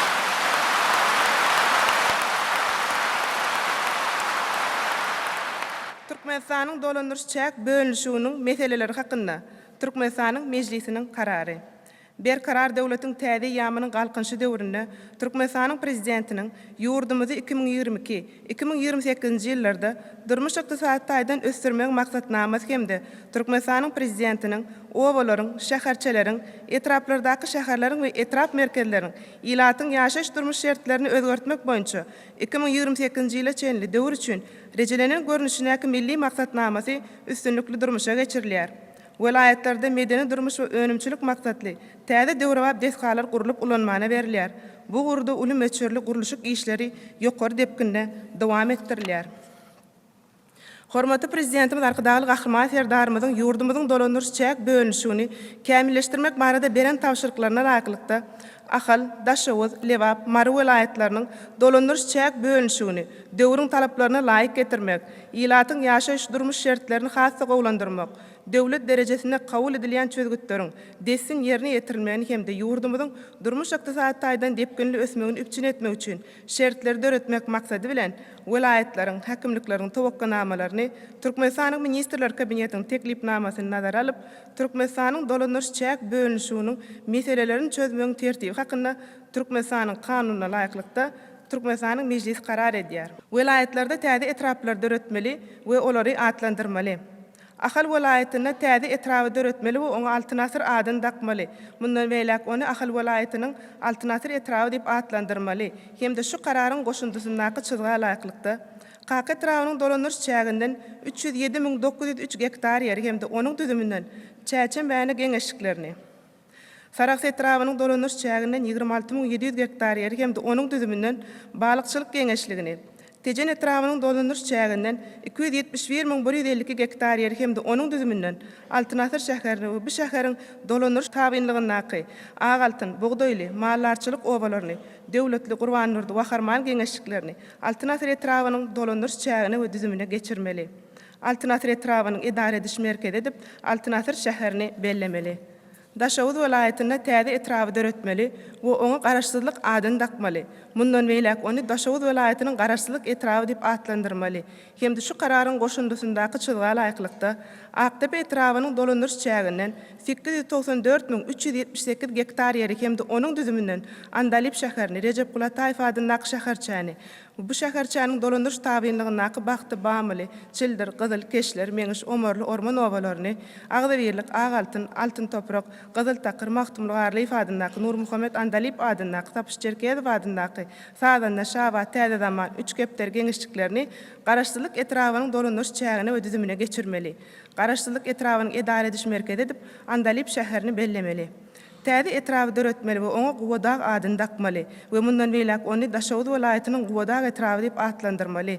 Hemde şu kararyň goşundysyndaky çyzga laýyklykda bolumsal etrabynyň dolandyryş çäginden 66.895 hektar ýer hemde onuň düzümünden Guwadag şäherini Gökçäge şäherçesini, bu şäherçäniň dolandyryş tabynlygynaky Duuzlu köl, Maňyt owalaryny, Awadanlyk, Akýaýly, Amaderýa, Babadaýhan, Baýdak, Bereketli, Bitarap Türkmenistan, Çowdur, Gökýaýly, Guwadag, Jeyhun, ýaşyk geňeşliklerini Guwadag etrabynyň dolandyryş çägine we düzümine geçirmeli. Guwadag etrabynyň idare ediş merkezi edip Guwadag şäherini bellemeli. Lewap welaýetinde täze etrapy döretmeli we oňa döwletli adyny dakmaly. Mundan beýlek ony Lewap welaýetiniň döwletli etrapy diýip atlandyrmaly.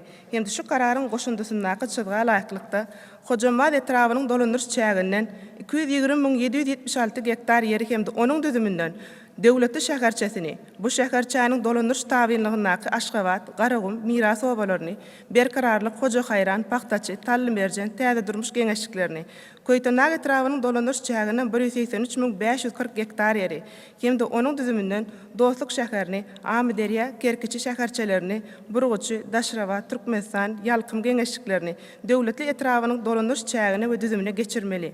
Döwlet etrabynyň idare ediş merkezi edip döwletli şäherçesini bellemeli.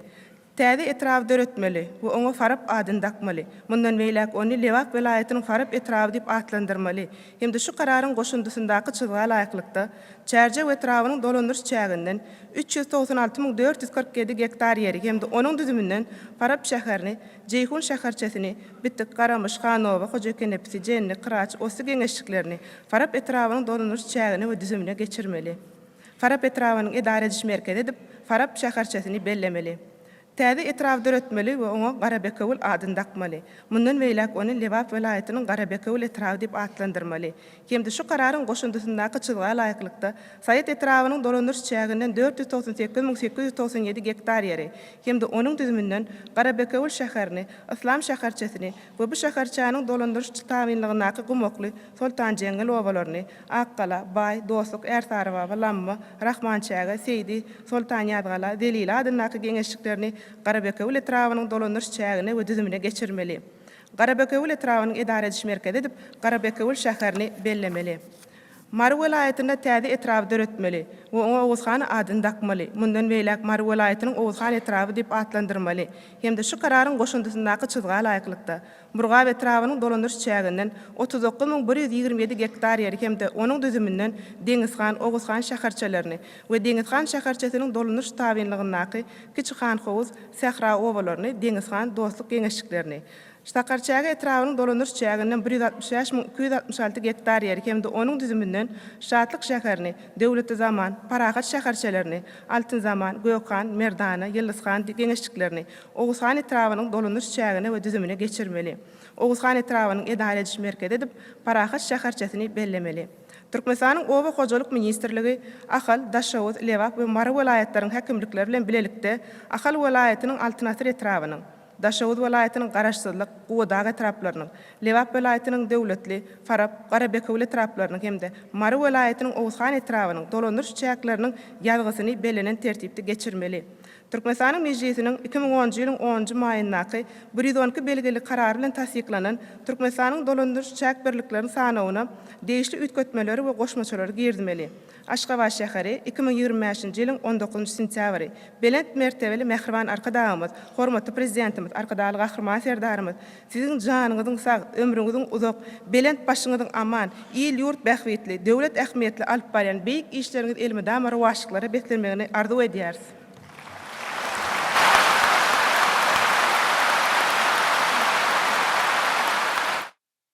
Hormatly adamlar, şuň halka masadan meclisine bir mühim ähmiýeti bolan fermanlar, kararlar işden taýýarlandy.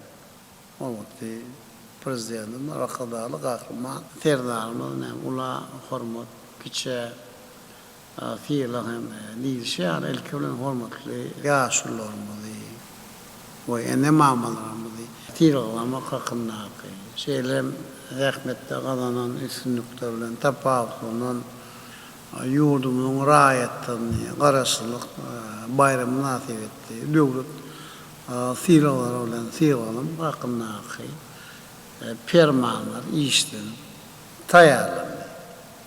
Garaşsyz emişlik bir tarap, ýurdumyz dünýäde parahasylygy, ananşmagy we özara düşünşleri gurap saklamagy hemde berkitme uly ähmiýet berýär. Ene burada ýerli halkara başlanýşlaryny öňe ösürýär. Döwletimiň başlanýy bilen Birleşik Milletler Guramasynyň baş assambleýasynyň kararnamasy esasında 2025-nji ýylyň halkara parahasylyk onaşmak ýyly diýip aglan edilýän hem uly syýasy ähmiýeti bardyr. Muňa Türkmenistan alyp barýan açyk gaplar syýasatynyň giýinden dawalanýanyň hem suwutnamasy. Hormatly arkadaşly Gahrman serdarymyz Türkmenistanyň konstitusiýasyna laýykda bir taraf Türkmenistanyň parahasylyk onaşmak syýasatynyň hukuk esasları hakkında Türkmenistan'ın konstitusyon, kanunu hem işleri tayanır. Yargı var. Yolumuz bundan beri. Güllep üstüne konukturlar. Maksatnamalar üstünlükte durmuş. Geçiriliyor. Tiyade etraflar döredilip bahtiyar halkımız derur olan durmuş iqtisadi şeritlerle üpçün ediliyor. Ne bu zaten ehli olsa yurdumuzda adam haktaki aladanım, devletimin baş maksadı bolup durýanyň ýendir kim gorkadýar. Ma Türkmenistanyň mejliýetine kabul eden, karar eden, ahal, daşaw, lewapem amary welaýatlar, käbir etraplaryň, häkimliklerini döretmek hakynda karar işlenip taýarlandy. Şeýle ýurdumuzy tenagat taýdan ösürmek mühim ähmiýet bolan. Balkan welaýatynyň Türkmenbaşy etrafynda karabamit öňürýän toplumy gurmak hakynda karar işlenip taýarlandy. Hormatly prezident arkada Gahryman Serdar ýokurda beýan edilen resminamalar hem gol çekmeňizi sizden uly hormat bilen haýyş edýär.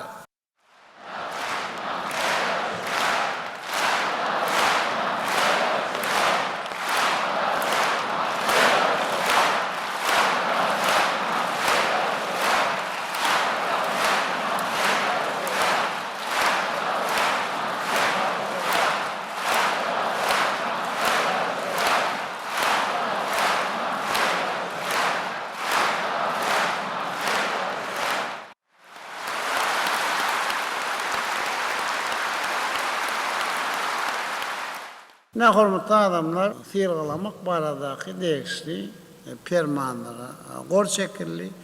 Arkadaly Gahryman Serdarymyň tawsiry boýunça toplumlaryň ýolbaşçylary munasip bolanlara sirgalar erterem dawraly ýagdaýda gowşurarlar.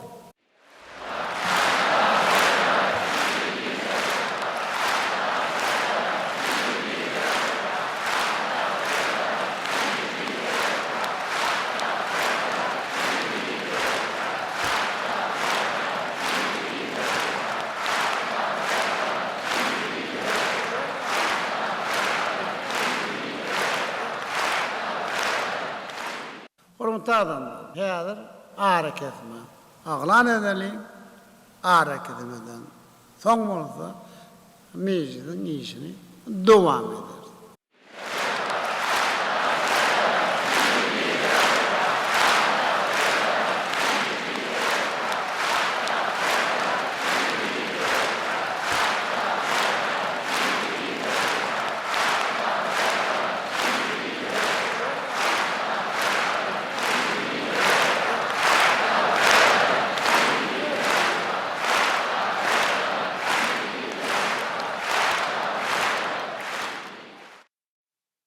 Hareket mugatynda halk hakydasy ýadygarlyklar toplamyna toý sadakasy berildi.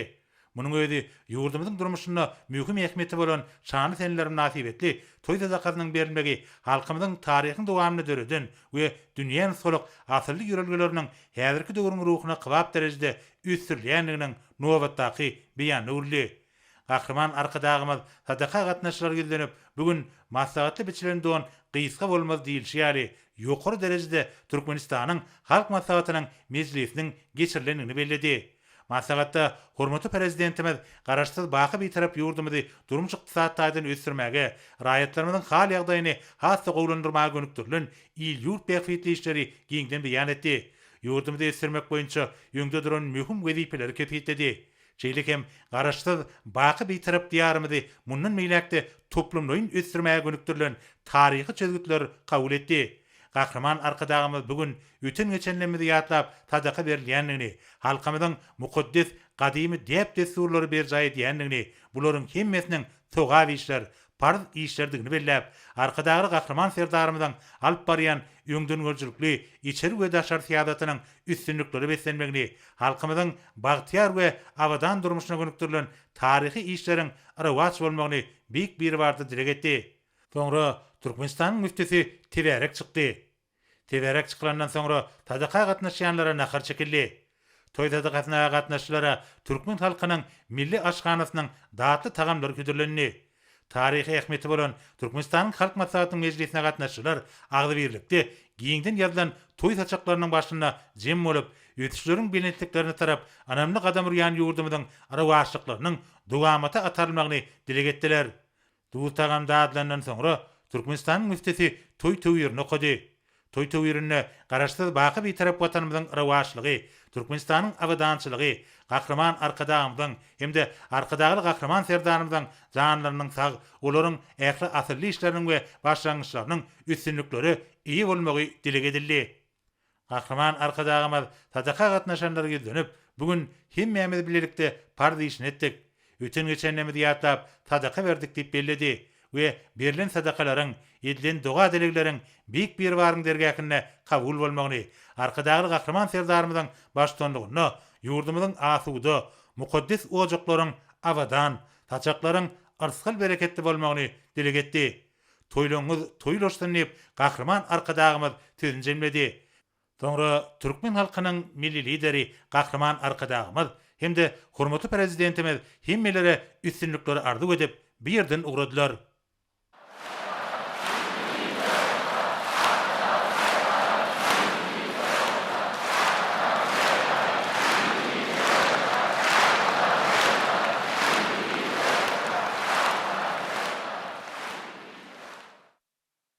Hormatly adamlar, gelinin arkadagy gahryman serdamyň gol çeken fermanlary esasında fiýlaglary gowuşulmak dawatyna başlady. Halk maslahatyny diýip bolşaly, hormatly ýaşlarymyza we ene mamalarymyza munasip bolan hem fiýlaglary gowuşulary. Häzir arkadagy gahryman serdarymyza her welaýetden Aşgabat, Arkanda, şäherlerine hormat il, ýaşuly diýen ada we zenan kalwy orden munasip bolan adamlara fiýlaglary gowuşulmagyna siziň adamyňyzdan ulem haýyş bilen ýürlenýär.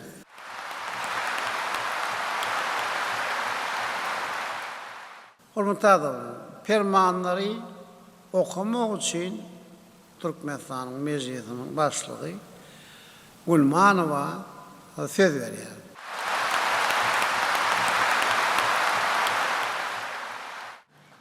Türkmenistanyň hormatly il ýaşulsy diýen ady dakmak hemde denan kalby orzini bilen fiýlaglamak hakyna Türkmenistanyň prezidentiniň fermany ata watanymyz ähli uğurlarda buýsandyrjy netijeler gazanyp, garaşsyzlygynyň 34 ýyllyk bayramyny beýik geňişlere, şöhratly wakalara besleýär.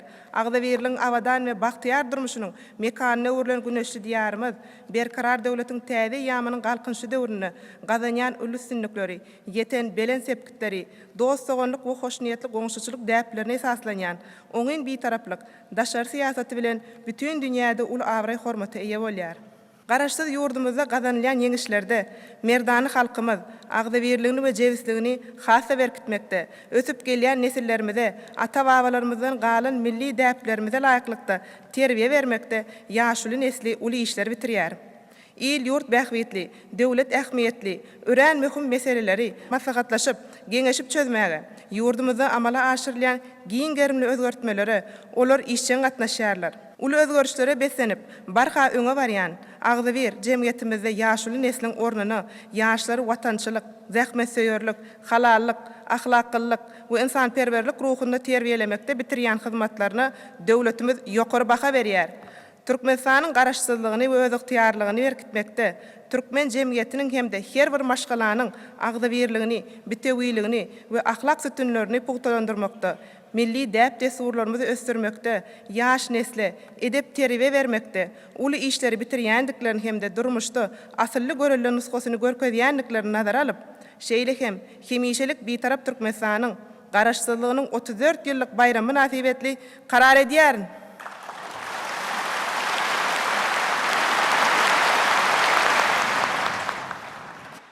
Ýurdumyzyň şuraýatlaryny Türkmenistanyň döwlet siýlaglary bilen siýlaglamaly. Ahal welaýatynyň Göktepe trawynyň ýaşaýjysy pensioner Çağrı Laşerowa Türkmenistanyň hormatly il ýaşulsy diýen ady dakmaly.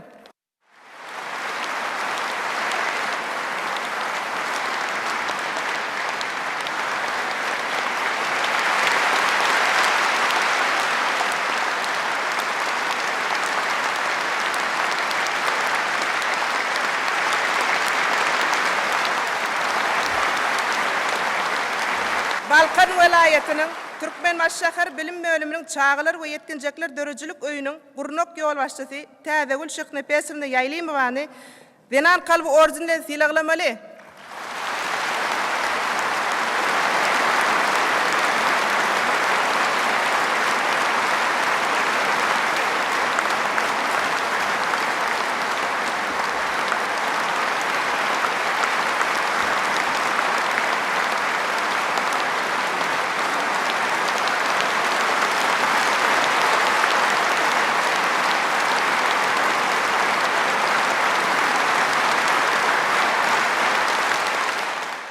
Daşavuz velayetinin Şavad etrafının Saydullah Rozmetov adındaki Ova Hocalık Paydarlar Cemiyeti'nin başlığı Kamil Saydullah Rozmetova Türkmenistan'ın hormatly il ýaşysy diýen ady takmaly.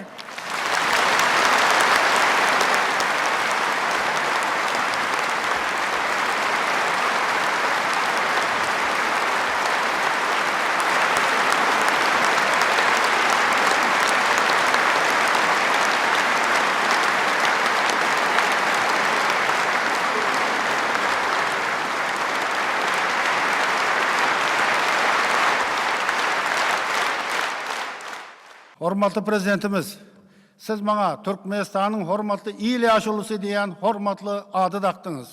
Döwlet silahı üçin köp sağ olun. Gahraman arkadağımız, gahraman arkadağlı serdarımız. Men depemi göge getirdiňiz. Begençimiň, buýsançymyň hoşallygymyň çägi ýok. İşe olan ihlasymyň hasta artdyrdyňız. Bu beýik silah meni yüregimi joşurup, hujur gaýratmyny işlemege borçlandyrýar. Hormatly prezidentimiz, biz yaşullar, sizin alıp barayan siyasetinizi halkımızın arasında vaaz nasihat etmekte, yaşları vatançılık ruhunda terbiyelemekte, öz koşantımı, koşacaktığım baradaki inandırmalarımı kabul etmenizi sizden ulu hormat bilen haş ediyorum. Kahraman arkadağımız, arkadağlı kahraman serdarımız, sizi canınız sağ, ömrünüz uzak, il, yurt bakmetli, tutumlu işleriniz rovac alsın.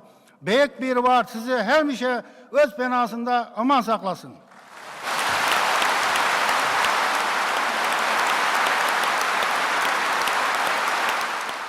Lewap velayetinin Türkmenabad şäherindäki 56-njy Çağlar Bakça bagynyň terbiýeçi usulýetçisi Gowhar Sultana Nursaidowany Zenan Kalby ordeni bilen silahlanmaly.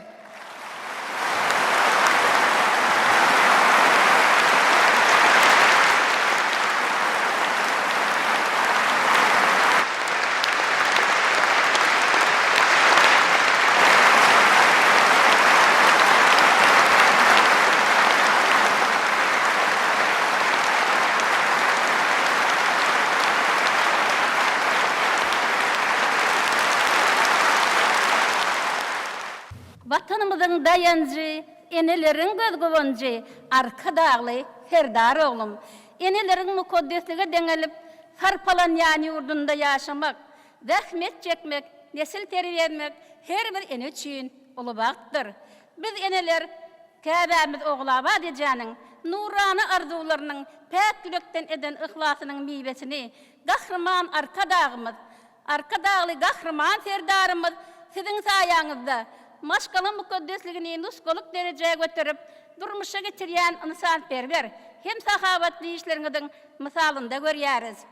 Ösüp gelýän ýaş nesili watany söýmek, hormat goýmak ruhunda terbiýelemekde çeken rahmetime ýokary baha berip, döwlet sylygy Zenan Kalby ordeni bilen sylagyladyňyz.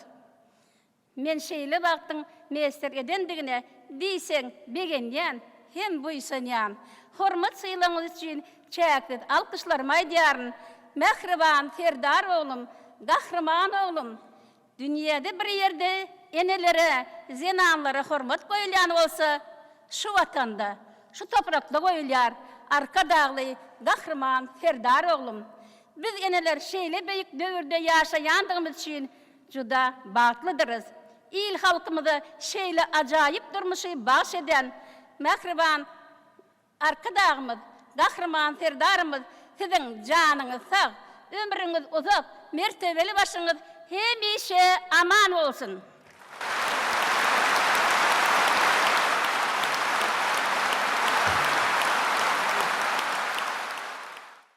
Marı velayetinin Yoğlatan etrafının Ağzıbirlik Kengeşliğinin yaşayıcısı pensioner Badar Nuriç Hocayev Türkmenistan'ın hormatly il yaşlısı diyen adı dakmalı.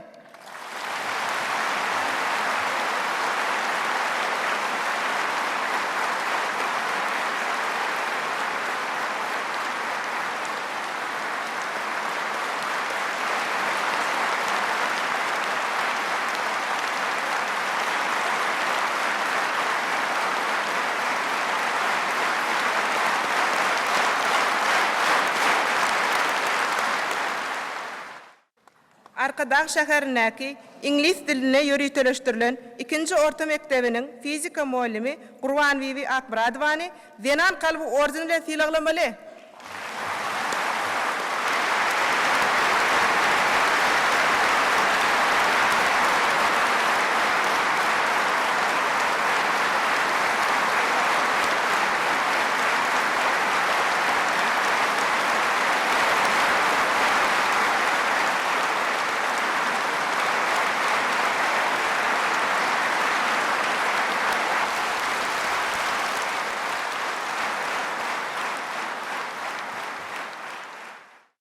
Aşgabat şäherindäki Hezreti Osman meçidiniň baş imamy Sadyk Nefesoviç Tahetow Türkmenistanyň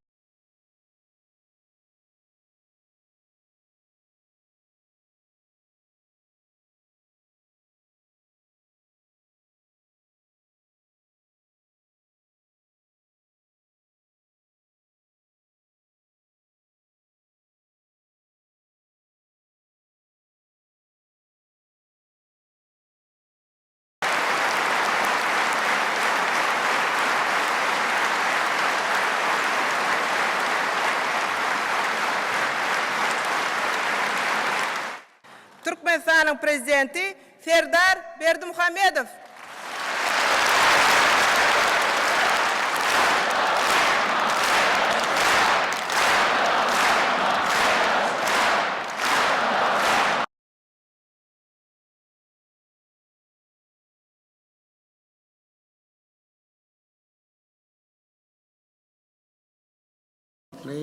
Adam.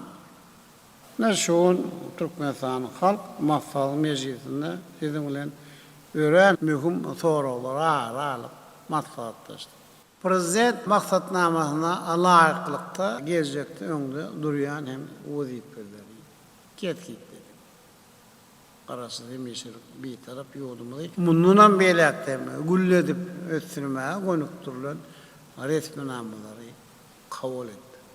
Hormatly prezident Arkadaly Gahryman Serdarymyň baş tutanyny ähli halkymyz bilen bilelikde, agzybirlikde, jewizlikde öňde goýýan maksatlarymyzy üstünlikli amala aşyrjakdymyzy bir ananya. Hormatly adamlar. Näme gün tertibine girilen soralar aral maslahatlaşmaga hem gatnaşan üçin hemmäňe minnetdarlyk bildirýär.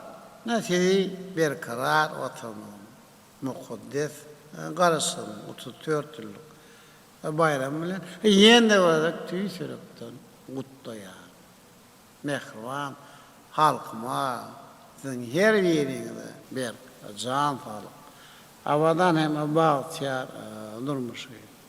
Ýolun mundan beýlekde gülläs muğrunna alıp baran işlerinde täze üstünlükleri ardı koydular.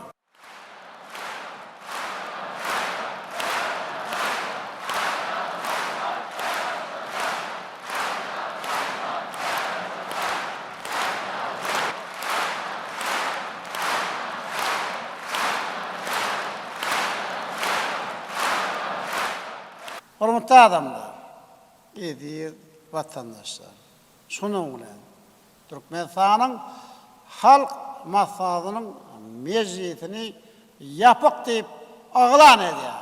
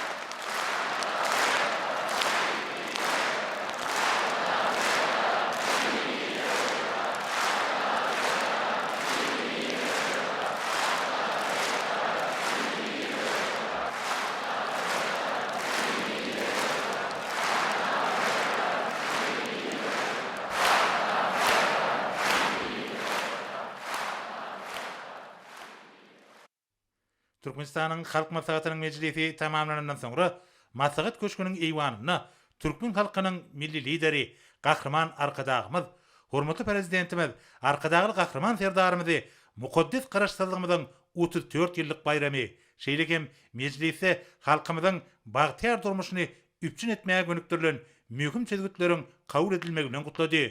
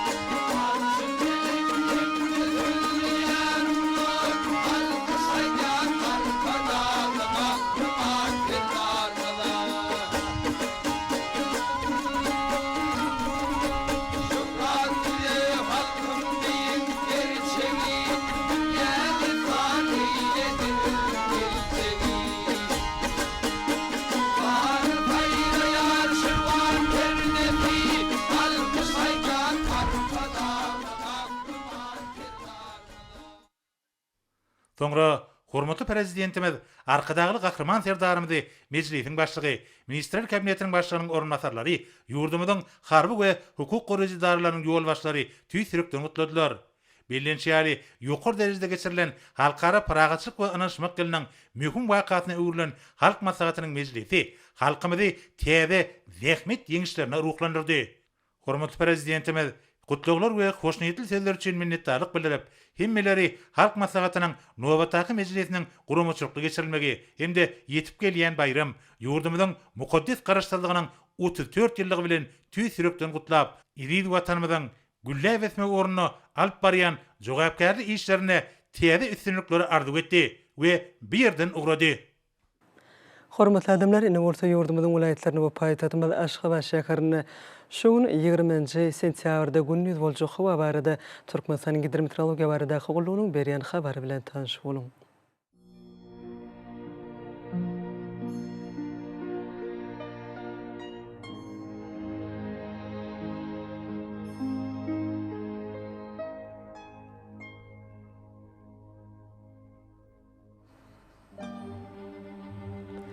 Balkan vilayatyny ötkäpdirän bulatly hawa bolup ýağış şarygenlerim çakma mümkin. Demnaz gunatardan telesekunda 9-4 metr, käýerlerine 20 metreçe ýetýän şemal ösür. Hawa gündüzine 23-28 gradus, kenarya etraplaryna 19-24 gradus maýly bolar. Ahal vilayatyny ötkäpdirän bulatly hawa bolup azkem ýağış şarygenlerim çakma mümkin. Demnaz gunatardan telesekunda 9-4 metr, käýerlerine 19 metreçe ýetýän şemal ösür. Hawa gündüzine 30-35 gradus maýl, gün orta gün nowgar etraplaryna 40 gradus çenli ysy bolar. Mary vilayatyny ötkäpdirän bulatly hawa bolup gün nowgardan telesekunda 9-4 metr, käýerlerine 17 metreçe ýetýän şemal ösür. Hawa gündüzine 34-39 gradus ysy bolar.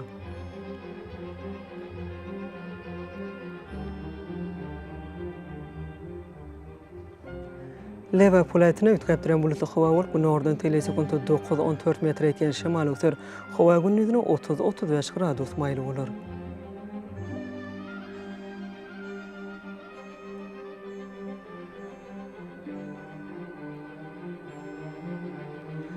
Daşy vilayatyny ötkäpdirän bulatly hawa bolup ýağış şarygenlerim çakma mümkin. Gün nowgardan telesekunda 9-14 metr, käýerlerine 17 metreçe ýetýän şemal ösür. Hawa gündüzine 25-30 gradus maýly bolar.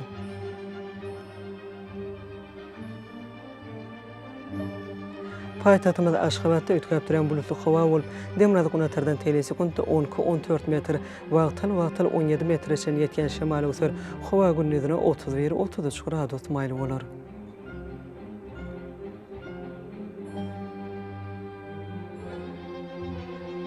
Ýurdumyz boýunça sentýabr aýynyň 20-sine magnit hadisasynyň gowşap täsirli bolmagyna garaşylýar.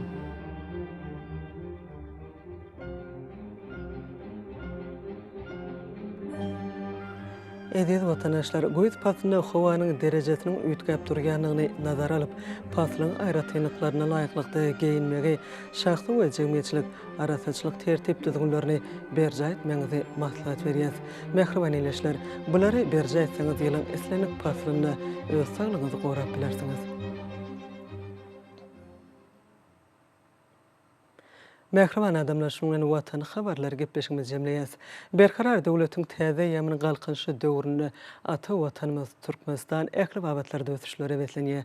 Ähli ötüşlüğün özününde bolsa halkyň behbidi bar. Çünki biziň ýurdumyzda döwlet adam üçindir. Hoş wagtyňyz.